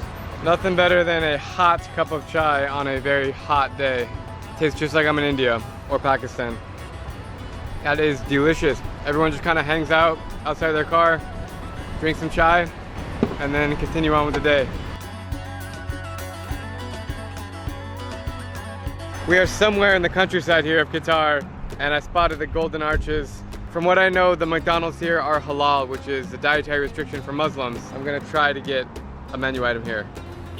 I've eaten at McDonald's in around 75 countries. I lost count. I'm not proud of it. I do it for the cultural experience because it's super interesting. I mean, just look right over here. They have McDelivery. In the US, we would not have McDonald's bringing you your Big Mac. It would be like Uber Eats or DoorDash. So they literally have motorcycles where they will bring you McDonald's. Look at all these bikes. There's like 5 of them. Can I get the mushroom omelet muffin? That one. Thank you so much. 10 riyals, please. 10 reals. Yes, please. Right in the budget. Thank you. Thank you so much, sir. Yeah.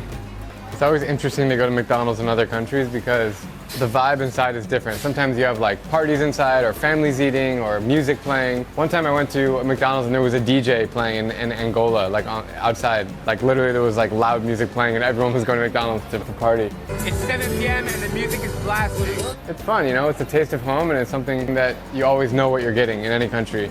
So let's see how this tastes. I'm curious. All right, we have the mushroom omelet McMuffin. Something I've never seen or heard of before. If you can see inside here. Ooh, you know what? That actually looks really freaking tasty. I have to admit, McDonald's is a guilty pleasure. Like, it tastes good. It's not healthy for you, but whenever you get the chance, when you're traveling for long times and you're eating a lot of unfamiliar food, this is the way to go. And for $2.50, worth it. Wasn't planning on finishing it, but gone already. We made our way quickly back to Doha just to try one of the best kept hole-in-the-walls in town. Given that the population of Qatar is about a quarter Indian, that means you can find some pretty good Indian food. So right in front of me is a place called Al Manar. I love how small this place is. It's so cool. The chef's in the back just preparing the food. I mean, this is the good stuff. This is what I look for when I travel. These small little shops that just prepare, excuse me, see, I can't even walk by him, that are just preparing their specialty. Very good, man. Thank you. Thank you. Thank you very much. You know the place is good when there's only 4 things on the menu. Egg sandwich, egg cheese, tea, and coffee. We have a fresh omelet, or as they call a sandwich. You can see inside is omelet in the middle. You have lettuce, tomato, onion, egg. I don't even know, but it looks fantastic. Man, very good. Spicy. All kinds of Indian flavors, chapati, fresh vegetables, wrapped in a beautiful sandwich with egg. And this whole plate for $1. Thank you. Hamad, we've been driving for God knows how long, like almost 2 hours now. Like, where are we going? We are going to an abandoned village of Jumail. So we are in the northwestern part of Qatar? Yes. Which is far away from Doha. Yes. It's a small country, but we gotta drive out here. It's a drive. I always wondered, like, what do Qataris do when they're not in Doha? Well, they get out into the desert. And we camp, we go fishing, we enjoy the beach. Off-roading is a wonderful pastime because obviously we're all rich and have loads of money. So we just buy expensive toys. No, but yeah, some of that is true. There's some truth to that. But the place we're at now is not that common of a destination for Qataris. No, this is... or anyone, really. I mean, it's our history. This is what Qataris used to live like. And this is what a typical Qatari village was. Let's go learn about this place from the one and only Anzivasa! Do you know what I feel like? What do you feel like? I feel like a bit of an angel. Yeah. If I kind of stand like this, I feel like I'm floating above the earth. feel like an angel too. What an amazing way to end this Qatar road trip, at the ruins of Al Jumail, an abandoned pearl and fishing village that was inhabited by the Al-Qubaisi family over 200 years ago. Today, you can find the remains of the traditional houses with doorways and parts of the walls preserved. If you ask me, it's outstanding. This is the mosque, this is where they pray. Okay, This so is actually the prayer room. so Hamad is gonna do the call to prayer. Yeah. At the mosque. In the minaret. And we're gonna pretend like we're living 100 years ago. Imagine it's your job to get up here Yeah. 5 times a day and do the call to prayer. In the 19th century, the average height of a male Qatari was 2'4". Look at the size of those steps. So we are climbing up the minaret, which is really, really narrow. And this is not made for tall people. And I'm not tall, that's the funny thing. This is not made for someone our size. Right, so this is where you do the call to prayer and you can see the whole village from here. So Allahu Akbar, Allahu Akbar, Allahu Akbar, Allahu Akbar. أشهد أن لا إله إلا الله أشهد أن لا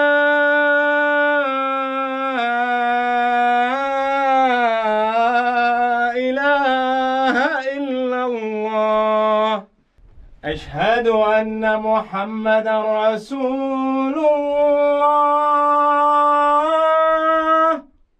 أشهد أن محمدا رسول الله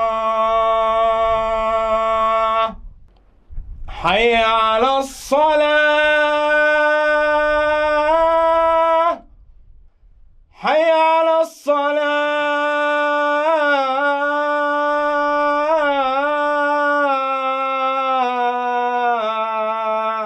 I think I got it all right. Bro, that almost made me cry, man. That was pretty awesome. That was really cool, man. Thank you, man. Dude. This is from what I remember, but we hear it 5 times a day, so Dude, I should pay more attention next time. But I did. That was pretty cool, wasn't it? I'm trying to not to have a moment on camera. Have a moment, man. I wasn't ready for it, and now it's kind of hitting me, so. It's alright. Emotions are good, man. Yeah. Yeah, I feel like connected to something greater. That's awesome, man. Yeah. It's really cool.